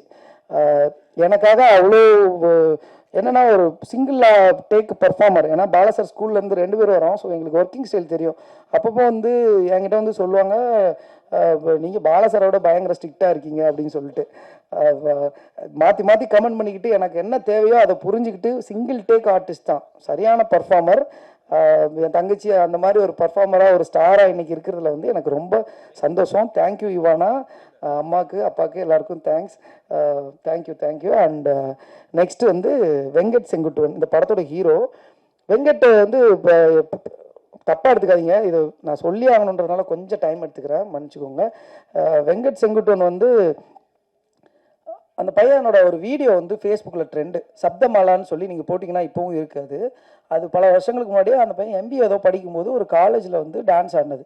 அவ்வளோ சூப்பரான ஒரு டான்ஸ் பண்ணியிருப்பான் அந்த பையன். அது பார்க்கும்போது நல்லா இருக்கு, எனக்கு எதுவுமே புரியல, பட் ஏதோ பயங்கரமாக ட்ரெண்டியான ஒரு வீடியோ பார்த்துருந்தேன், அவ்வளோதான். அதுக்கப்புறம் இந்த கதை கமிட் ஆனதுக்கப்புறம் எனக்கு வந்து ஒரு ஹீரோவை டுவார்ஃபாக சிஜி பண்ண வைக்கிற அளவுக்கு பட்ஜெட் இல்லை. ஸோ அப்போ வந்து ஒரு ரியல் லைஃப் டுவார்ஃபே நம்ம இந்த படத்தில் கமிட் பண்ணலாம் ஹீரோவான்னு சொல்லும்போது, ஜாஃபர், இப்போ உங்கள் எல்லாருக்கும் தெரியும் விக்ரம்லாம் நடிச்சிட்டு இருக்காரு, ஜாஃபர் வந்து கதை கேட்டு அவர் பண்ணுறதா இருந்தது. அப்புறம் அவருக்கு விக்ரம் அந்த படங்கள்லாம் கொஞ்சம் டேட்ஸ் இஷ்யூனால அவர் பண்ணலை.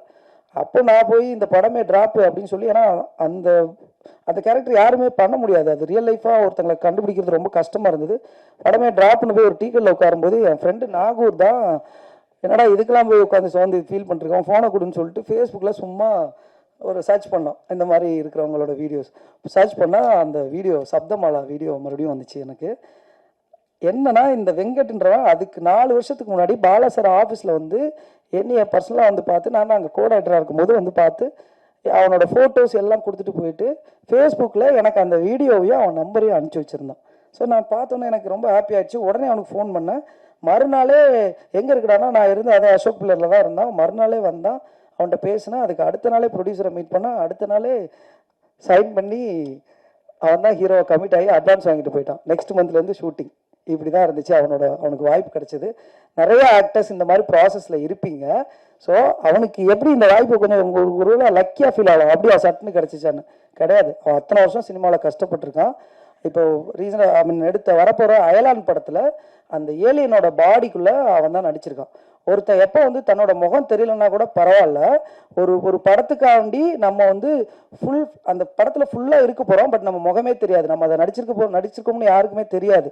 ஆனாலும் அந்த சினிமா மேலே கொண்ட காதல்னால அவன் வந்து அந்த படம் ஃபுல்லாக அந்த பாடிக்குள்ளே அவன் இருந்து அது ஒரு மேக்கப் போட்டு அவ்வளோ நாள் கேரி பண்ணி அத்தனை வருஷம் கஷ்டப்பட்டு அந்த படம் நடித்ததோட பலன் தான், சினிமா அவனுக்கு திருப்பி கொடுத்துருக்க அன்பு தான் இந்த படத்தில் அவனுக்கு ஹீரோவாக கிடச்சிருக்கிற ஆப்பர்ச்சுனிட்டின்னு நான் சொல்லுவேன். அப்புறமா தேங்க்ஸ்டா. அந்த பையன் ஒரு பர்ஃபார்மன்ஸ் பண்ணியிருக்கான். நானே எங்களை பற்றி பேசக்கூடாது, சுரேஷ் காமத் சார் சொல்லும்போது சொன்னார் என்னைய மாதிரியே பண்ணியிருக்கான் அப்படின்னு. அதுதானே ஒரு ஆர்டிஸ்ட்க்கு வேணும். ஒரு டேரக்டரோ ஒரு கொரியோகிராஃபரோ அவங்க என்ன சொல்லி கொடுக்குறாங்களோ அதை உள் வாங்கிக்கிட்டு பண்ணுறது தான் ஒரு ஆர்டிஸ்டோட பெரிய திறமை நினைக்கிறேன். அவர் சொன்ன அந்த ஒரு வார்த்தை போதும், நான் என்ன சொல்லி கொடுத்தனோ அதை பண்ணியிருக்கான். அவனுக்கு மிக சிறந்த ஃபியூச்சர் இருக்குது. அவன் வந்து தமிழ் சினிமாவில் தவிர்க்க முடியாத ஒரு ஆக்டராக வருவான் அப்படின்றத நான் இந்த இடத்துல அடித்து சொல்கிறேன். அப்புறமா எங்கள் படத்தோட ஹீரோயின் ஆராத்யா, அந்த பொண்ணுக்கு வந்து இதான் ஃபர்ஸ்ட் ஃபிலிம். ரொம்ப பேஷனேட்டடான ஒரு பொண்ணு. அவங்க வந்து நான் இந்த படத்துக்கு வந்து நிறைய ஆர்டிஸ்ட்டை கூப்பிட்டு இந்த ரோல் சொல்லும்போது ஒரு டுவார்ஃபுக்கு நான் எப்படி ஹீரோவாக பண்ணுறது அப்படின்னு தயக்கம் காட்டினாங்க நிறைய பேர். அப்படி இருக்கும்போது ஒரு கதையை மட்டும் நம்பி இந்த ரோலில் இருக்கிற வீரியத்தை புரிஞ்சுக்கிட்டு நான் பண்ணுறேன் அப்படின்னு சொல்லி இன்றைக்கி வரைக்கும் ஒரு சப்போர்ட்டிவாக இருந்துகிட்ருக்காங்க. Thank you Aaradhya, you love get future. And Sudarshan, அவர் வந்து நாளை இயக்குனரில் வந்து பெஸ்ட் ஆக்டர் அவார்டு வாங்கினவர். அவர் எனக்கு ரெகுலர் ஃப்ரெண்டு டீ கடையில். நாங்கள் எப்போவுமே டெய்லி பேசிகிட்டு இருப்போம் சினிமா தான். அப்படி பேசிகிட்டு இருக்கும்போது ரொம்ப தாகமாக பல கம்பெனிகளுக்கு அலைஞ்சு, தமிழ் மட்டும் இல்லாமல் தெலுங்குலாம் போய் எங்கெங்கேயோ ட்ரை பண்ணி ஏதோ ஒன்று பண்ண ட்ரை பண்ணிகிட்டே அலைஞ்சிட்டே இருக்கிற ஒரு ஆர்டிஸ்ட்டு. சரி, அஸ் ஃப்ரெண்டாக வந்து அவனோட சரி ஓகே நம்ம இந்த கதையில் ஒரு கேரக்டர் இருக்குது, பட் அது கொஞ்சம் கம்மியாக இருக்குது, அப்போ அவனுக்கு ஏதாவது ஒன்று பண்ணணும், ஒரு ஒரு ஆக்டிங் வெறி உள்ள ஒருத்தன் அப்படிங்கும்போது அவனுக்கு ஒரு விஷயம் நான் பண்ணேன். அவன் இந்த படத்தில் ஆக்சுவலாக அவன் ஒரு ஹீரோ தான் பண்ணியிருக்கான். அந்த ரோல் வந்து அது ஒரு ஹீரோய்க்கான ஒரு ரோல். அந்த அவனோட இந்த படத்துக்கு அப்புறம் அவனை நீங்கள் ஹீரோவாக நிறைய படங்களில் பார்ப்பீங்க.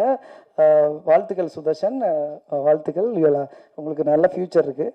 அண்டு இன்னொருத்தர், நான் யாராவது இந்த அவசரத்தில் விட்டுட்டேன்னா மன்னிச்சிருங்க. நான் உங்ககிட்ட பர்சனலாக பேசும்போது உங்களை பற்றி என்ன ஃபீல் பண்ணி உங்ககிட்ட சொல்லணும் அதெல்லாம் நான் பேசிட்டேன்னு நினச்சிக்கோங்க, அதுதான் உண்மை. ஏன்னா என் கண்ணு முன்னாடி அவ்வளோ பேர் இருக்கீங்க, எல்லாருமே இங்கே வந்திருக்கவங்க எல்லாருமே எனக்காக வந்திருக்கீங்க. எனக்கு தெரிஞ்சு ஒரு மேடையில் இவ்வளோ டேரக்டர்ஸ் இருக்கிறது ஒரு ஆடியோ லான்ச்சு, அது வந்து இந்த மேடையாக இருக்கும்போது எனக்காக வந்திருக்கீங்க. ஸோ யாராவது விட்டேன்னா மன்னிச்சிருங்க. கடைசியாக நான் இந்த படத்தில் வந்து கடைசியான்னு சொல்கிறது படத்தை பற்றின கடைசி இன்னும் கொஞ்சம் கடைசி இருக்குது. ஸோ கடைசியாக வந்து ஆர்டிஸ்டில் நான் சொல்ல வேண்டியது வந்து என்னோட நண்பர் பிரவீன். பிரவீன் வந்து எனக்கு 8-10 வருஷமாக தெரியும். பாலா சார் அவரோட ஷார்ட் ஃபிலிம் பார்த்துட்டு நான் என் கண்டென்ட்டை காப்பி அடித்து பேசிட்டு போயிட்டார். அவர் நைட்டு நான் அவர்கிட்ட தான் பர்ஃபார்ம் பண்ணி எப்படி பேசணும்னு பர்ஃபார்ம் பண்ணிட்டு இருந்தேன். எங்கேயோ ஒளிஞ்சிக்கிட்டார் அவர். நான் பேச வேண்டியதெல்லாம் அவர் பேசிட்டு போயிட்டாரு. Thank you Praveen, love you. Thank you. நம்ம மற்ற இன்டர்வியூஸ்லாம் பேசுவோம் அதை பற்றி. டைமில் நீங்கள் காப்பி அடிச்சிருக்கக்கூடாது. Thank you Praveen and love you Praveen. Tamil சினிமாவுக்கு என் ஃப்ரெண்டுன்றதுனால சொல்லலை, பிரகாஷ்ராஜ், நவாசுதீன் சித்திக் மாதிரி தமிழ் சினிமாவுக்கு ஒரு ஆளாக வருவையா நீ. வாழ்த்துக்கள், கண்டிப்பாக இது பண்ணுவேன். அப்புறமா படத்தோட கேஸ்ட் அண்ட் குரூ. இந்த படத்துக்கு வந்து பர்வேஷ் வந்து கேமரா பண்ணியிருக்காரு. பர்வேஷ் வந்து அவர் ஒரு பயங்கரமான, இந்த கதைக்கும் அவனோட வாழ்வியலுக்கும் சம்மந்தமே இல்லை. ஏன்னா அவர் வந்து பெரிய ரிச்சா மும்பையில் போயிட்டு ஹிந்தி படங்கள் மட்டும்தான் ஒர்க் பண்ணுவார்.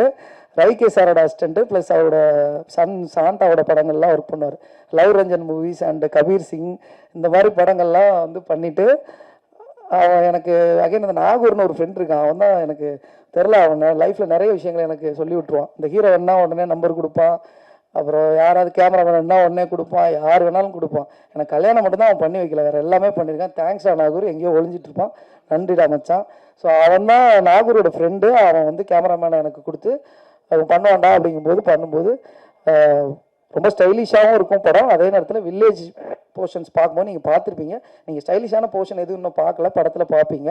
இது சிட்டி அண்ட் வில்லேஜ் ட்ராமா. வில்லேஜாகவும் சிட்டியாகவும் ரொம்ப அழகாக காட்டியிருக்கேன் மச்சான். ஒரே ஒரு செகண்ட் எனக்காக மேடையில் வந்துட்டு போ, சேர் இல்லைன்றனால ரொம்ப நேரம் கீழே உட்காந்துருக்கேன். தேங்க்யூ பர்வேஷ். தேங்க்யூ. அவனும் ஒரு தமிழ் சினிமாவில் தவிர்க்க முடியாத ஒரு கேமராமேனாக வருவான். அதுக்கப்புறம் எடிட்டர் சதீஷ் சூர்யா சார். அவர் பாலா சார் படங்கள் பண்ண எடிட்டர், ப்ளஸ் வந்து சூரை போற்று, இறுதி சுற்று இந்த மாதிரியான படங்கள்லாம் பண்ண எடிட்டர். நான் வளரணும்னு நினைக்கிற ஒரு நண்பர். அவர் எனக்காக இந்த படம் பண்ணி கொடுத்துருக்காரு. Thank you Sathish Suriya sir. எங்கேயோ ஃப்ளைட்டில் மாட்டிக்கிட்டாரு, அதனால் அவர் வரல ஃபங்க்ஷனுக்கு. அண்ட் ஆர்ட் டைரக்டர் மாயப்பாண்டி அண்ணன், எங்கள் அண்ணன் தான் அவர். தம்பி எப்படியாவது ஜெயிக்கணும்னு சொல்லிட்டு எனக்காக நான் கொடுத்த பட்ஜெட்டில் எனக்காக ஒரு ஒர்க் பண்ணி கொடுத்துருக்காங்க. ஸோ ஆல்மோஸ்ட் என்னோடய டெக்னீஷியன் வேறு யாராவது விட்டு தான் மன்னிச்சுக்கோங்க. நெக்ஸ்ட்டு வந்து நான் வந்து ஒரு ஆடுகளம் நரேன் சார் ஒரு ரோல் பண்ணியிருக்காங்க. Thank you so much Naren sir. உங்கள் ரோல் வந்து ரொம்ப இம்பார்ட்டண்ட் இந்த படத்தில். அண்டு எம்எஸ் பாஸ்கர் சார், அவர் எங்கள் அப்பா. அவள் தான் ஒரே வார்த்தை, அவரை பற்றி எல்லோரும் புகழ்வாங்க. இந்த படத்தில் நானும் அவரும் சேர்ந்து ஒரு மேஜிக் ஒன்று இருக்குது. அவரோட அந்த ஒரு சீன் போதும் என்னோடய படத்தை காப்பாற்றணுன்ற நம்பிக்கை இருக்குது. Thank you Bhaskar sir. And cameraman, editor எல்லோரும் சொல்லிட்டேன், சுதர்ஷன். அண்ட் ஃபைனலாக இந்த விழாவோட நாயகன், அவரை பற்றி எங்கேயும் சரி கம்மியாக தான் பேசுவாங்க, இந்த விழாலையும் கம்மியாக தான் பேசியிருக்காங்க. அது என்னன்னு தெரியல. ஆமாம், என்னன்னா எனக்கு இந்த படத்தில் நிகழ்ந்த மிகப்பெரிய மேஜிக் வந்து கார்த்திக் ராஜா அப்படின்னா அவர் ஒழுங்காக வேலை பார்க்க மாட்டார். அவருக்கு கொஞ்சம் ஈகோ இருக்குது, யாரையும் வந்து இது பண்ண மாட்டார். அவர்கிட்ட என் போகிற நல்லா பண்ண மாட்டார். இப்போ தயவு செஞ்சு வேறு யார்ட்டையாவது புதுசாக கொஞ்சம் பழையான ஆள் சுற்றி இப்படி தான் அவரை பற்றி. இப்போ நீங்கள் வெளியே போய் கேட்டாலும் நிறைய பேரோட ஒப்பீனியன் அப்படி தான் இருக்குது. அது ஏன்னு தெரியல. மீட் பண்ணுற வரைக்கும் எனக்கும் அப்படி தான் இருந்துச்சு. நான் வந்து சின்ன வயசுலேருந்தே அவரோட ஃபேன். நான் எதுக்கு ஃபேன்னா அவரோட சவுண்டிங் வந்து எனக்கு ரொம்ப பிடிக்கும். அவர் வந்து உல்லாசம் படத்தில் அந்த சவுண்ட் மிக்ஸ் என்ன அழகாக இருக்கும். அதே மாதிரி டும் டும் டும், அப்புறம் காதலா காசு மேலே காசு வந்து உங்களுக்கு நிறைய சாங்ஸ்லாம் இவர் தான் பண்ணாரான்னு தெரியாது. ப்ளஸ் ராஜா சார் கூடயே இருந்து நிறைய ஒர்க்ஸ்லாம் பண்ண ஒரு மியூசிக் டைரக்டர். ஸோ அவரோட ஒர்க்ஸ் வந்து எனக்கு பர்சனலாக பிடிக்கும். ஸோ நான் வந்து இவங்களாம் என்னை பயங்காட்டினாங்க, இவர்கிட்ட போகாதன்னு தான் எல்லாருமே சொன்னாங்க. அப்போ நான் என் ப்ரொடியூசர்கிட்ட சொன்னேன், சார் எனக்கு இவர் வேணும் அப்படிங்கும்போது, உங்களுக்கு பிடிச்சதை பண்ணுங்க மந்த்ரான்னு எப்போதும் சொல்கிற மாதிரி என்னை கூட்டிகிட்டு போனார். நான் போய் கார்த்திக் ராஜா சாரை பார்த்து ஒரு ஸ்டுடியோவில் ஏதோ ரெக்கார்டிங் இருந்தார், ஹிந்தி படமோ ஏதோ பேக்ரவுண்ட் பண்ணிருந்தார். நான் போயிட்டு, சார் நான் ஒரு டேரக்டர் இந்த மாதிரி ஒரு படம் வந்து கதை சொல்லணும்னு சொன்னேன். சொல்லுங்கன்னாரு. 10 நிமிஷம் சொன்னேன், நல்லா இருக்குது, பட் வந்து என்ன மாதிரி சாங்ஸ் வேணும், 10 நிமிஷம் தான் கதை சொல்கிறீங்க அப்படின்னாரு. நான் ஒரு கையில் ஹார்ட் டிஸ்க் கொடுத்தேன். ஏன் அப்படின்னா நான் படம் முடிச்சுட்டு தான் இந்த படத்துக்கு மியூசிக் டைரக்டர்கிட்டே போனேன். படத்தில் 5 சாங்ஸ் இருக்குது. 5 சாங்ஸுமே நான் இளையராஜா சாரோட சாங் போட்டு ஷூட் பண்ணி எடிட் பண்ணி அப்படியே படமாக கொடுத்தேன். அப்போ அவர் ஒன்று சொன்னார், அவர் கொஞ்சம் பயந்தாருன்னு நினைக்கிறேன். யாராயவன் வித்தியாசமாக வந்து பேசிகிட்டு இருக்கான்னு நினச்சாருன்னு நினைக்கிறேன். ஸோ என்ன சொன்னார்னா, நான் படம் பார்க்குறேன் தம்பி. சார்னாரு, தம்பின்னு சொல்லல. அப்போது படம் பார்க்குறேன் சார், எனக்கு பிடிச்சிருந்தா நான் பண்ணுவேன், இல்லைனா நானே உங்களுக்கு வேறு நல்ல மியூசிக் டைரக்டர் ரெஃபர் பண்ணுறேன் அப்படின்னு சொன்னார். சரி ஓகே, நமக்கு பிடிச்ச ஒருத்தர் எதுக்கு பண்ண மாட்டார் போல, சரி பார்ப்போம் அப்படின்னு சொல்லிட்டு விட்டுட்டு வீட்டில் போய் தூங்கிட்டேன். அப்போது மறுநாள் மார்னிங் 5:30க்கு எனக்கு ஒரு கால் வந்துச்சு. கால் வந்தோடனே கார்த்திக் ராஜா காலிங், என்ன சொல்ல போகிறாரு தெரில. சரி ஓகே தேங்க்யூ சார், பார்த்துக்கலாம் அடுத்த படத்துலன்னு சொல்லலான்னு தான் காலை எடுத்து இது பண்ணேன். அவர் சொன்ன முதல் வார்த்தை இன்னும் என் காதில் விழுந்துகிட்டே இருக்குது. One of the best films in my career நான் பண்ண போகிறேன் அப்படின்னு சொன்னார். என்ன சார் சொல்கிறீங்க, ஏதாவது என்னை பாராட்டணும்னு சொல்கிறீங்களா சார் அப்படின்னு. இல்லைங்க, நான் வந்து நிறைய படங்கள் வேணான்னு சொல்லிடுவேன். இல்லைனா ரொம்ப கஷ்டப்படுற ப்ரொடியூசர்ஸ்க்கு பட்ஜெட்டே இல்லாமல் சின்ன சின்ன படங்கள் மட்டும் அப்பப்போ பண்ணுவேன். அது அந்த ஃப்ரெண்ட்ஷிப்காக பண்ணுவேனே ஒழிய எனக்கு படங்கள் பண்ணுற இன்ட்ரெஸ்ட்டே போயிடுச்சு. ஒரு பக்கான படத்தில் ஒரு கம்பேக்காக வரணும் மறுபடியும் தமிழ் சினிமாலன்னு சொல்லி இருந்தேன். இந்த படம் என்னை அந்த இடத்துக்கு கூட்டிகிட்டு போகும்னு நான் நம்புகிறேன். என்னால் இந்த படத்துக்கு நீங்கள் சொல்ல விரும்புகிற இந்த கருத்தை என்னால் என்ன முடியுமோ சொல்லி இந்த படத்தை நான் ஜெயிக்க வைக்கிறேன்னு சொன்னார். தேங்க்யூ ஸோ மச் சார், சொன்னதை செஞ்சுருக்கீங்க. அண்டு 5 பாட்டு நான் எடிட் பண்ணிட்டேன்.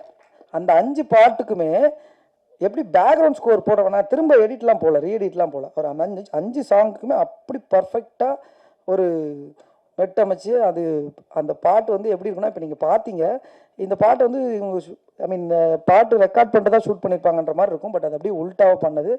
Thank you so much Karthik Raja sir. And இந்த மாதிரி இந்த 5 சாங்குமே இப்படி ரிவர்ஸில் பண்ணும்போது அதில் எழுதுறது ரொம்ப முக்கியம்.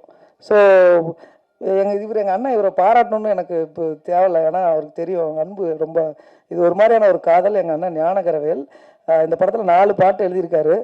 அண்ணனை பற்றி நான் காலம் ஃபுல்லாக பேசிகிட்டே இருக்க போகிறேன். ஸோ அதனால் இந்த மேடையில் டைம் கம்மியாக இருக்கிறதுனால அண்ணன்ற வார்த்தையே போதும் எனக்கு. அண்ணன் தேங்க்யூண்ணா, அவங்களோட ரொம்ப அண்டர்ரேட்டட் ஒரு கவிஞர். நீங்கள் முன்னணியில் எப்போவும் இருந்திருக்கணும், லேட்டில் நம்ம வந்துடலாம் பெருசாக.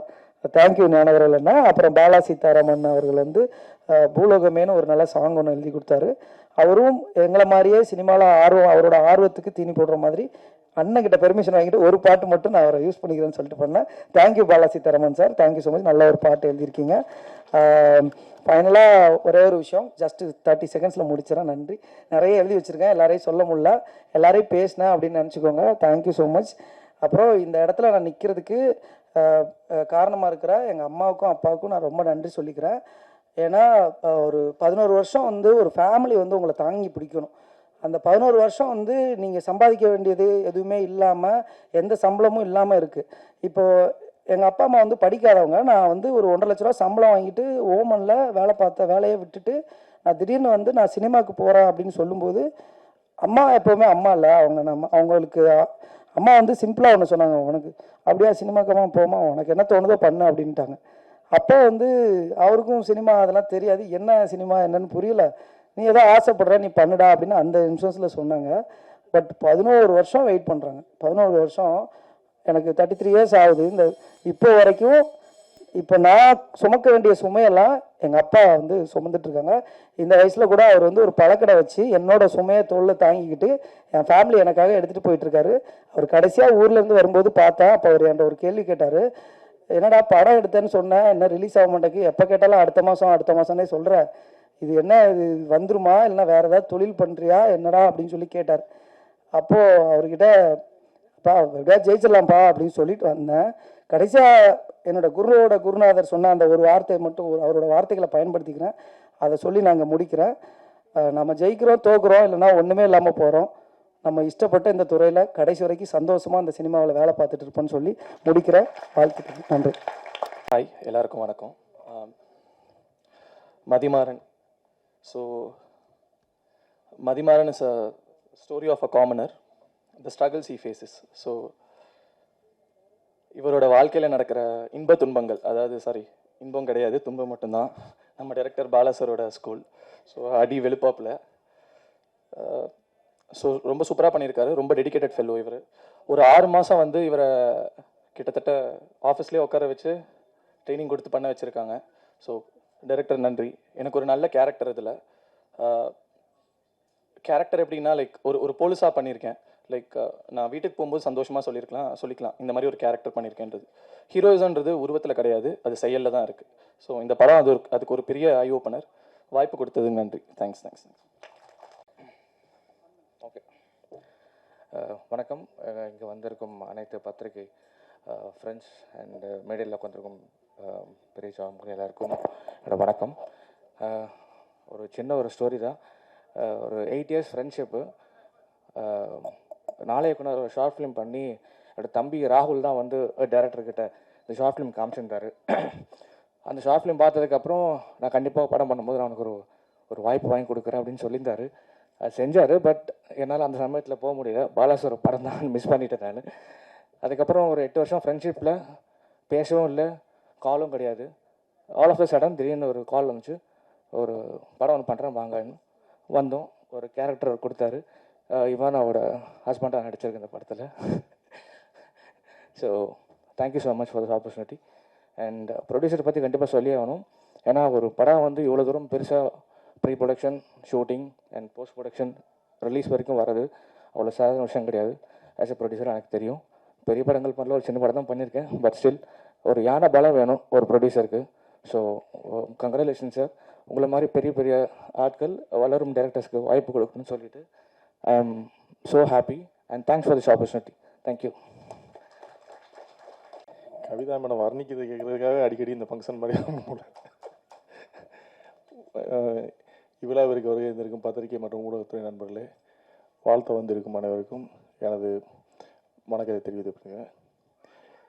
இந்த மதிமாறன் நிகழ்வு வந்து எனக்கு மிக நெருக்கமான ஒரு நிகழ்வு. என்னென்னா இதோட இயக்குனரும் சரி தயாரிப்பாளரும் சரி எனக்கு ரொம்ப நெருக்கமானவங்க.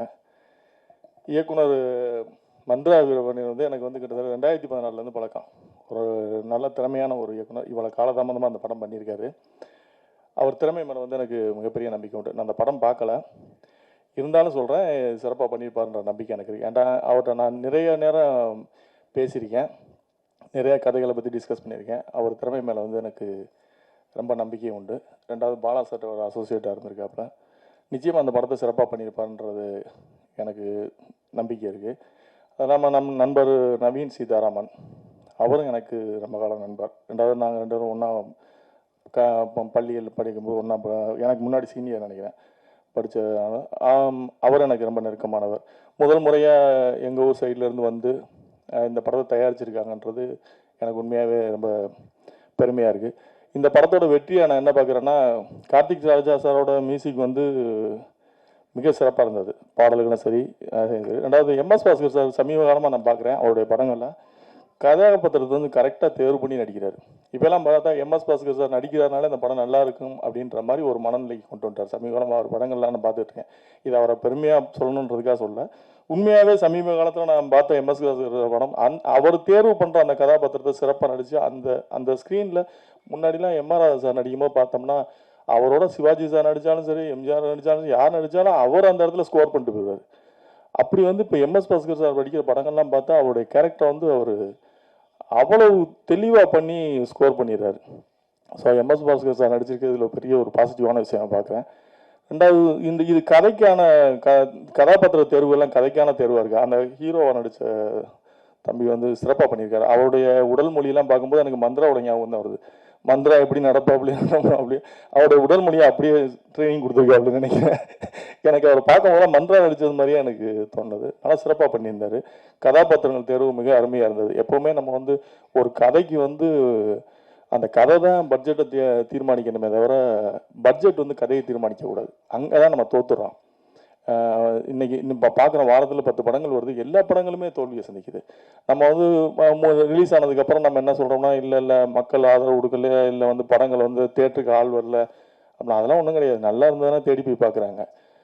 நம்ம விமர்சனம் எழுதலை அப்படின்னா நல்ல படங்கள் கண்டிப்பாக எழுதத்தான் செய்கிறாங்க. என்ன இங்கே பிரச்சனைனா, தயாரிப்பாளர் சைடில் அது பிரச்சனை இருக்குது, இயக்குனர் சைடில் அந்த பிரச்சனை இருக்குது. நான் பார்த்த வரைக்கும் என்னென்னா, ஒரு இயக்குனர் வர்றாரு, வந்து கதை சொல்லும் போது நான் ஒரு 2 கோடிக்கு ஒரு படம் வச்சுருக்கேன் சார், கதை வச்சுருக்கேன் சார்னு வராது. இல்லைங்க 2 கோடி ரொம்ப ஜாஸ்தியாக இருக்குன்னு தயாரிப்பாளர் சொல்லுவார். இல்லை அப்போ பரவாயில்ல சார், ஒரு 1.25 கோடிக்கு பண்ணிடுவோம் சார் அப்படின்னாரு. இவர் என்ன பரவாயில்ல 1.25 கோடி பண்ணுறாருன்னு சொல்லிட்டு இவரும் ஒத்துப்பார். இப்படி கமிட் ஆகி தான் டைரக்டரும் காம்ப்ரமைஸ் ஆயிடுவாங்க, ப்ரொடியூசரும் நமக்கு பட்ஜெட் கம்மியாக பண்ணி கொடுக்குறாரு நினைப்பாரு. இப்படி காம்ப்ரமைஸ் ஆகி தான் கதை. ஒரு கதையை நல்ல கதையை தீர்மானித்து அந்த கதைக்கு தகுந்த பட்ஜெட் என்ன கேட்குதோ அந்த பட்ஜெட்டை செலவு பண்ணி சிறப்பாக பண்ணோம்னா நிச்சயமாக நல்ல படங்களை கொடுக்கலாம். ஒரு காலத்தில் சௌத்ரி சார் காலம்தான் வந்து சினிமாவோட பொற்காலமாக இருந்தது. எனக்கு தெரிஞ்சு எவ்வளோ உதவி இயக்குநர்கள் வந்து இயக்குனராக மாறினாங்க, எத்தனோ புதுமுகங்கள் வந்து நடிகர்களாக இருந்தாங்க. அந்த மாதிரி ஒரு காலம் இனி திரும்பி வரணும் தமிழ் சினிமாவுக்கு. அதுக்கு நம்ம வந்து நல்ல கதைகளை தேர்வு பண்ணணும், நல்ல இயக்குநர்களுக்கு வாய்ப்பு, நிறைய இயக்குநர்கள் புது புது இயக்குநர்கள் இருக்காங்க. ஆனால் வாய்ப்பு கொடுக்க முடியாத சூழல். இப்போ என்கிட்டலாம் வந்து ஏகப்பட்ட இயக்குநர்கள், புதுமுக இயக்குநர்கள் வந்து வாய்ப்பு கேட்டு வராங்க. ஆனால் சூழல் வந்து கொடுக்க முடியல. என்னன்னா வந்து அவங்க சொல்கிற பட்ஜெட்டு, அதுக்கான ஆர்டிஸ்ட் வந்து கரெக்டாக இன்னைக்கு அமைகிறது இல்லை, பண்ண முடியல. அப்படி ஒரு சூழல், அந்த சூழல் மாறணும். தமிழ் சினிமா சிரமம் மீண்டும் வந்து பெரிய ஒரு அந்த அதாவது 90களில் இருந்த மாதிரி 2000 இருந்த மாதிரி ஒரு பொற்காலம் திரும்ப தமிழ் சினிமாவுக்கு வரணும். அது இந்த படத்தின் மூலமாக வரும் நம்புறேன். ஏன்னா அந்த படத்தை பார்க்கும்போது எனக்கு ரொம்ப பாசிட்டிவாக இருக்குது. கண்டிப்பாக அந்த படம் வெற்றி அடையும்னு நம்பிக்கை இருக்குது. ஏன்னா கதாபாத்திரங்களோட தேர்வு வந்து அவ்வளோ சிறப்பாக பண்ணியிருக்காப்புல. மந்த்ரா இந்த படம் வந்து கண்டிப்பாக உங்களுக்கு வெற்றி படமாக இருக்கும். நவீன் சீதாராமனுக்கும் இந்த படம் மூலமாக வந்து தமிழ் சினிமாவில் ஒரு மிகப்பெரிய தயாரிப்பாளராக அவர் சிறந்தவன். ஏன்னா அவர் சினிமாவுக்காகவே தன்னை அர்ப்பணிச்ச ஒரு கலைஞர். அவர் சொல்லும் போல் நம்ம முருகன் மந்திரன் சொன்னது போல ஒரு சின்ன கேரக்டராக கூட யூஎஸ்லேருந்து ஃப்ளைட் டிக்கெட் போட்டு வந்து அது எவ்வளோ பெரிய கேரக்டர் அதெல்லாம் கேட்க முடியாது. எனக்கு வாய்ப்பு இருக்கா, நான் வர்றேன் அப்படின்னு சொல்லிட்டு உடனே கிளம்பி வரக்கூடிய ஒரு நபர். நான் யூஎஸ் போயிருந்திருக்கும் போது திடீர்னு கால் பண்ணி நான் படம் பண்ணியிருக்கேன்னு சொன்னால் எனக்கே ஷாக்காக இருந்தது. எப்போ பண்ணார் வருவேன். ஏன்னா அந்த படம் வந்து ஏற்கனவே மந்த்ரா பண்ணுறது தெரியும், மந்த்ரா வெறும் சேர்ந்து பண்ணுறாங்கன்றது எனக்கு வந்து 3 நாளைக்கு முன்னாடி தான் தெரியும். இதுக்கு முன்னாடி தெரியாது எனக்கு. 2 பேருக்கும் என்னுடைய வாழ்த்துக்கள். இந்த படம் வெற்றி அடையணும். அதுக்கு உங்கள் பத்திரிகையாளர்களுடைய சப்போர்ட் எப்போவுமே இருக்கும். நீங்கள் நல்ல படங்களுக்கு வந்து எப்போவுமே ஆதரவு அளிச்சிருக்கீங்கன்ற மாற்று கருத்து யாருக்கும் இருக்காது. ஸோ இந்த படத்துக்கும் ஒரு ஆதரவுகளை தெரிவிக்கணும்னு சொல்லி வந்து நான் நன்றி கூறி விடைபெறுகிறேன். நன்றி.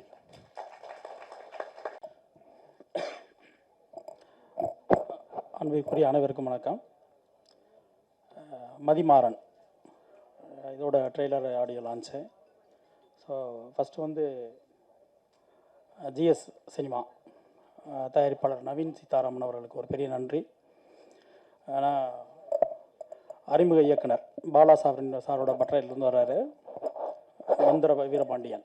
ஸோ ஒரு முதல் வாய்ப்பு கொடுத்ததுக்காக தயாரிப்பாளருக்கு ஒரு பெரிய நன்றி. ஏன்னா ஒவ்வொரு இயக்குனருக்கும், அது முதல் பட இயக்குனருக்கு வாய்ப்புகள் தர்றவங்க வந்து லைஃப்பில் நம்ம எப்போவுமே மறக்கக்கூடாது. ஒரு பெரிய லைஃப்பை நம்ம ஜேர்னி ஆரம்பிச்சுடுறாங்க. ஸோ எப்போதுமே அந்த முதல் இயக்குநர்களுக்கு வாய்ப்பு தர்ற எல்லா தயாரிப்பாளருக்குமே நான் நன்றி சொல்கிறது வழக்கம். அந்த வகையில் நவீன் சந்திரா தயாரிப்பாளருக்கு வந்து பெரிய நன்றி. அதுக்கடுத்து வந்து விழாவில் இருக்கக்கூடிய ஸ்டேஜில் இருக்கக்கூடிய எல்லாருக்குமே பெரிய நன்றி.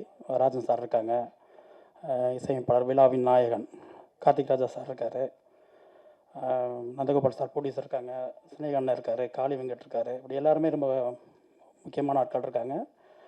ஜான் மேக்ஸன் இருக்காங்க, முருகானந்தம் நண்பர் இருக்கார். எல்லாருமே ரொம்ப அறிமுகமானவங்க. உங்களுக்கு எல்லாருக்குமே ஒரு பெரிய நன்றி. டைரக்டரை பற்றி சில வார்த்தைகள் பேசணும்னு நினைக்கிறேன். மந்திர வீரபாண்டியன் நண்பர் வந்து என்னை சந்தித்து இந்த விழாவுக்கு அழைக்கும்போது இந்த டைட்டில் என்ன, எதுக்காக மதிமாறன் அப்படின்னு சொல்லி கேட்டேன். ஏன்னா மதி மாறன் ரெண்டு இருக்குது, ரெண்டும் ஒரு ஹீரோவோட பேராது அப்படின்னு கேட்டேன். இல்லை மதின்றது வந்து ஹீரோயினோட பேர், மாறன்றது வந்து ஹீரோவோட பேர் அப்படின்னாரு. அதுக்கு ஒரு சின்ன விளக்கம் கொடுத்தார். அந்த மதின்ற பொண்ணு வந்து ரொம்ப படிக்காத பொண்ணு. அவளுக்கு வந்து படிப்பில் வந்து பெரிய நாலேஜ்லாம் இருக்காது அந்த கேரக்டருக்கு. மாறன் வந்து பேர் வந்து நெடுமாறன் அப்படின்னாரு. ரொம்ப ஷார்ட்டாக இருக்க ஒரு கேரக்டரு, குள்ளமாக இருக்கார், அவருக்கு நெடுமாறன்.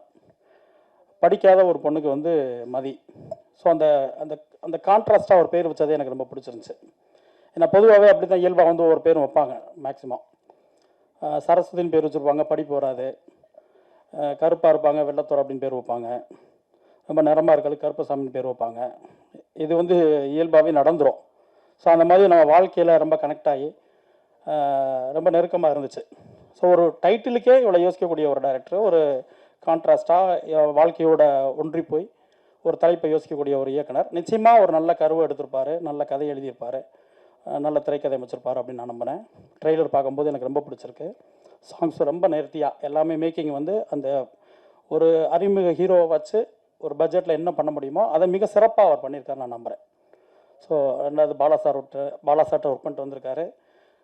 அவர் எடுத்திருக்க கண்டென்ட்டு, அதாவது ஒரு உருவ கேலி செய்கிற இந்த உலகத்தை வச்சு அவங்கள விமர்சனம் பண்ணியும், அவங்களுக்கு ஒரு இந்த உருவ கேலி உள்ளவங்கள யாரை விமர்சனம் பண்ணுறோமோ, யாரை கேலி பண்ணுறோமோ அவங்களுக்கு ஒரு தன்னம்பிக்கக்கூடிய ஒரு கதையை எடுத்திருந்தார். சாங்க்கு இடையில வந்த சில டயலாக்ஸ் ரொம்ப நல்லா இருந்துச்சு, சூப்பராக இருந்துச்சு. ஸோ மந்திர வீரபாண்டியனுக்கு வந்து ஒரு பெரிய வாழ்த்துக்கள். நிச்சயமாக உங்களுக்கு ஒரு பெரிய எதிர்காலம் இருக்குன்னு நான் நம்புகிறேன். விழாவின் நாயகன் கார்த்திக் ராஜ் சாரை பற்றி பேசியாகணும். பாண்டியன் படத்தில் வந்து அவரோட முதல் பாடல் பாண்டியன் ராஜ்யத்தில் உயலாளா, அது வந்து அடிக்ட் ஆகாத ஆளே கிடையாது. ஏன்னா அதில் வந்து ராஜா சார் மியூசிக்கு, அதை தாண்டி அந்த சாங், அவருடைய ஃபஸ்ட்டு சாங்கு ரொம்ப சின்ன வயசில் அவர் போட்டார். அந்த சாங் வந்து அவ்வளோ அப்படி ஒரு அடிக்ட் ஆச்சு எல்லாத்தையும். அந்த படத்துலேயே வந்து ராஜா சாரை தாண்டி பாண்டியன் ராஜ்யத்தில் உயரலா சாங் வந்து ஹிட் ஆச்சு. அன்னைக்கு இருக்க யங்ஸ்டர் எல்லாம் ரொம்ப திரும்ப திரும்ப கேட்ட ஒரு பாடல். ஸோ இன்னமும் அது எல்லா பக்கம் முடிச்சுக்கிட்டு இருக்கு. ஸோ இந்த படத்தில் 2 சாங்குமே கேட்ட 2 சாங்குமே ரொம்ப நல்லா இருக்குது சார். ரொம்ப சூப்பராக இருக்குது. பாடல் எழுதின பாலா சீதாராமன், வாழ்த்துக்கள் அவருக்கு. ரொம்ப ஞானக்கரவேல் நண்பர் அவர் தான், எனக்கு ரொம்ப நெருக்கமானவர். சாங்ஸ் ரொம்ப நல்லா வந்திருக்கு. பாடல்களை கேட்கும்போதும் சரி, விஷுவல்ஸ் பார்க்கும்போதும் சரி, ரொம்ப நம்பிக்கையாக இருக்குது. நிச்சயமாக மதிவாரன் திரைப்படம் வந்து பெரிய வெற்றியிடம் நம்ம வாழ்த்துறேன். ஹீரோ சத்யன் செங்குட்டுவன், வெங்கட் ஆமாம், ரொம்ப சிறப்பாக வருவார். நிச்சயமாக அவருக்கு ஒரு பெரிய எதிர்காலம் இருக்குது. உருவம் தாண்டி இந்த உருவத்தோட இந்த ஹைட்டோட ஒரு ஹீரோ வந்து நிற்கும் போது நிச்சயமாக அவருக்கு வந்து அடுத்து ஹீரோவாக எத்தனை படங்கள் கிடைக்கும்னு எனக்கு தெரியாது. அதை தாண்டி எல்லா படங்களையும் அவருடைய முகம் வரும். மிக பிரபலமான ஒரு நடிகரை வருவார் நான் நம்புகிறேன். அவருக்கு ஒரு பெரிய வாழ்த்துக்கள். இவானா உங்கள் எல்லாருக்குமே ரொம்ப தெரியும், ரொம்ப சிறப்பாக பண்ணியிருக்காங்க. அப்புறம் ஹீரோவோட பேரா பண்ணியிருக்கவங்க ரொம்ப ரொம்ப நல்லா இருக்கு. என்னங்க ஆராத்யா, அவங்களுக்கு ஒரு பெரிய வாழ்த்துக்கள், பெரிய வரவேற்பு. இன்னொன்று வந்து அவர் அந்த ஹீரோவும் அந்த அவரோட லவ்வரையும் அந்த காம்போ பிடிச்சார் பாருங்க. அந்த ஹைட்டுக்கு பிடிக்காம கொஞ்சம் கூட ஒரு மிடிலாக வச்சிருக்கலாம். கொஞ்சம் ரொம்ப தப்பாக தெரியாது. ஆனால் நல்ல ஹைட்டாக ஒரு பொண்ணு, ரொம்ப ஷார்ட்டாக ஒரு பையன் அப்படின்னு அவர் யோசிச்சார்ல, அதுவே ரொம்ப அழகாக இருந்துச்சு. நிச்சயமாக மதிமாறன் திரைப்படம் வந்து ஒரு பெரிய வெற்றி அடையும். படக்குழுவினருக்கும் தயாரிப்பாளருக்கும் கார்த்திக் ராஜா சாருக்கும் ஒரு பெரிய வாழ்த்துக்கள். அதை தாண்டி இந்த படத்துக்கு நான் பேச வரும்போது நண்பர் வந்து மந்திர வீரபாண்டியன் பேசும்போது சொன்னார், ஆனால் உங்கள் மனசுக்கு பட்டதை பேசுங்க, உங்களுக்கு என்ன தோணுச்சோ பேசுங்க, இந்த ஃபங்க்ஷனை பற்றி மட்டும் தான் நீங்கள் பேசணுன்றது இல்லை அப்படின்னு என்கிட்ட கேட்டார். இப்போ கரண்ட்டில் இருக்க விஷயம் வந்து ஞானவேல் ராஜா சாருக்கும் அமீர் சாருக்குமான பிரச்சனை. ஆனால் அதை நான் இங்கே பேச விரும்பலை. என்ன காரணம் அப்படின்னா, நானே ஒரு மேடையில் ஒரு கோரிக்கை வச்சேன். எந்த விழாவுக்கு வருகிறோமோ, எந்த பாடல் பற்றி பேசணுமோ, எந்த மியூசிக் டைரக்டர் பற்றி பேசணுமோ, எந்த டைரக்டர் பற்றி பேசணுமோ அவங்கள மட்டும் பேசுவோம். அந்த விழா சார்ந்து, அந்த களம் சார்ந்து, அந்த தளம் சார்ந்து வாழ்த்துவோம்னு சொன்னேன். ஸோ அதை நானே தொடர்ந்து கடைபிடிக்கணும்னு நான் நினைக்கிறேன். ஒரே ஒரு விஷயம் மட்டும் நான் சொல்லணுங்க விரும்புகிறேன்.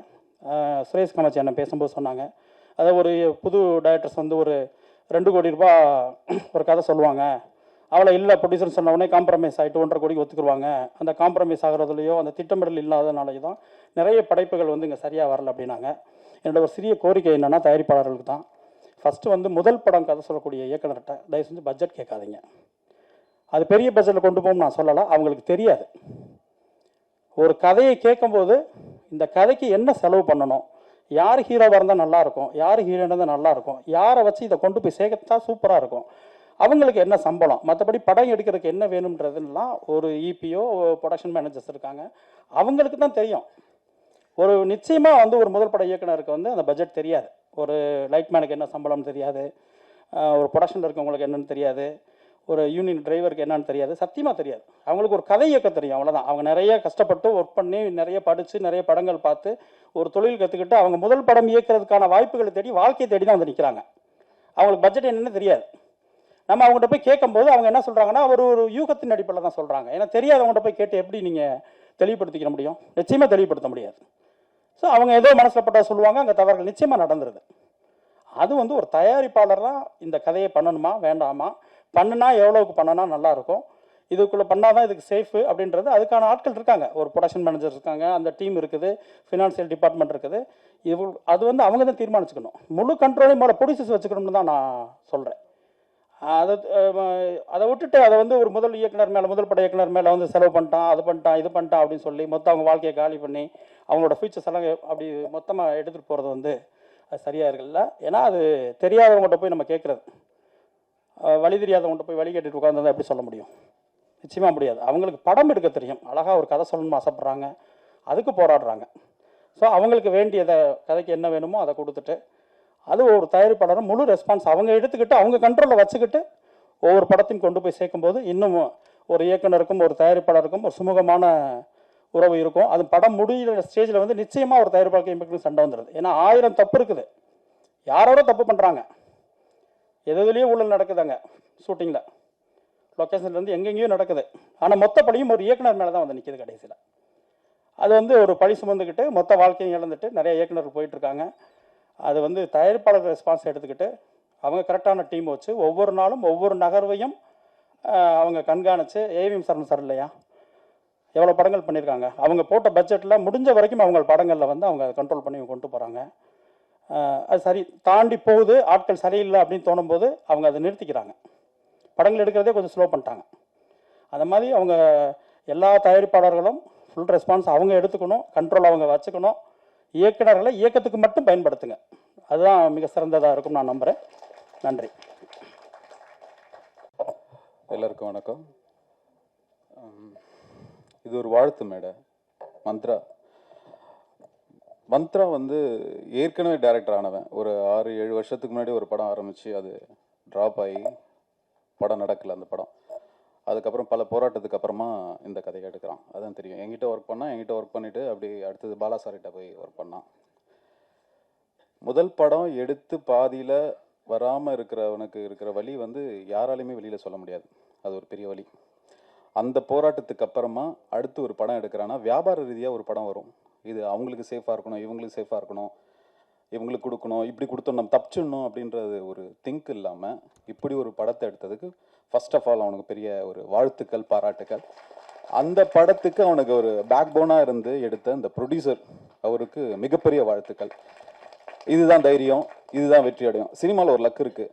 ஒரு எப்படின்னா ஒரு டைட்டில் சேஞ்ச் ஆச்சுன்னா அது திடீர்னு ஏதாவது ஒன்று மாற்றி பண்ணிடும்.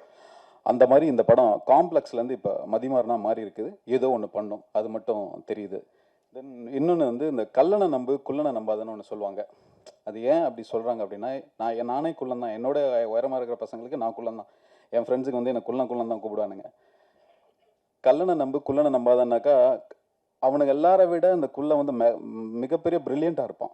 அதுதான் அவனுக்கு இந்த அவர் அதை எப்படி சொல்கிறதுன்னு எனக்கு தெரியல. அதனால் இந்த படம் இவனுக்கான படமாக இருக்கும். இவனுக்கு மிகப்பெரிய வாழ்த்துக்கள். இவனோட பர்ஃபார்ம்லாம் நான் பார்த்துட்டேன், வேறு லெவலில் இருக்குது.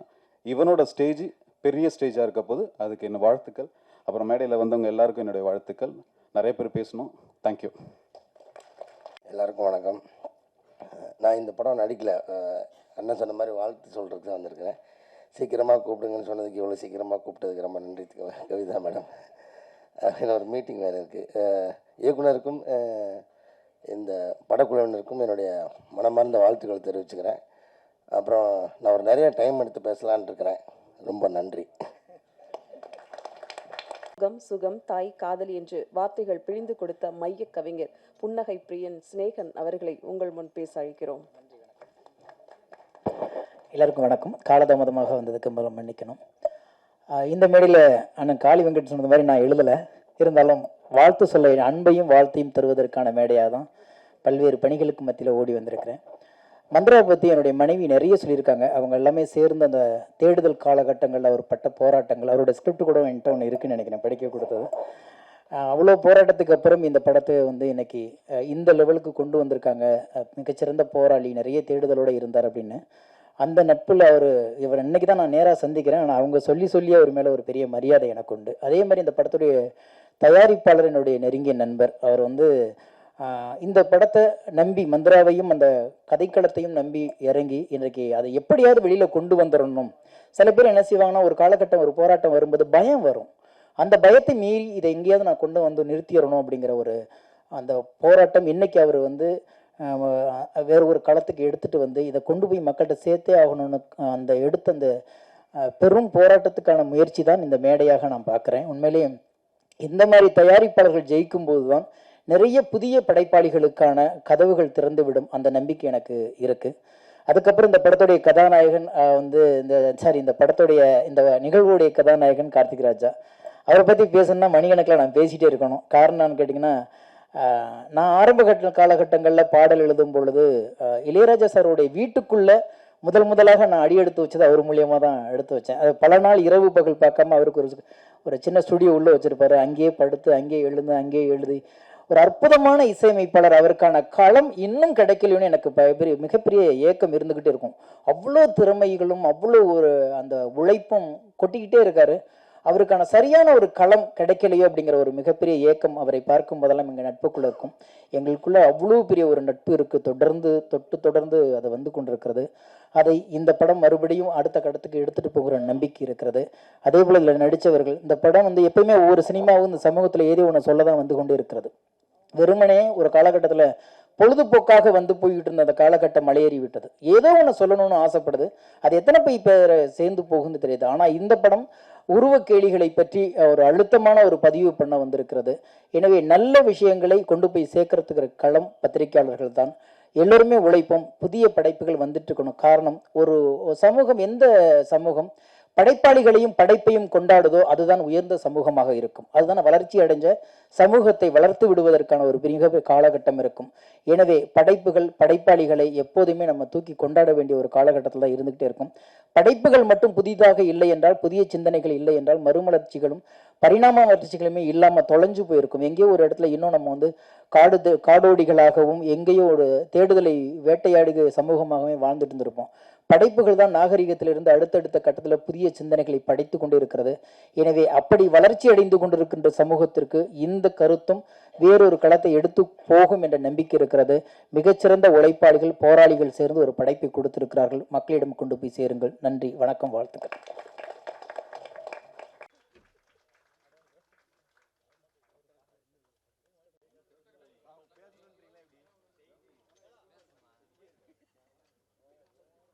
ப்ரொடியூசர் சைடு வாங்க.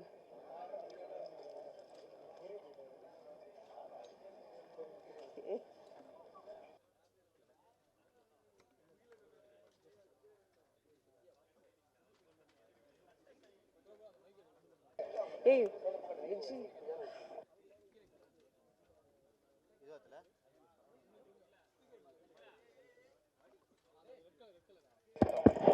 Thank you so much. நிறைய பேர் மிஸ் பண்ணுறேன்னு எனக்கு நல்லா தெரியும். என்னோட college friends and Ashok Nagar friends. இல்லை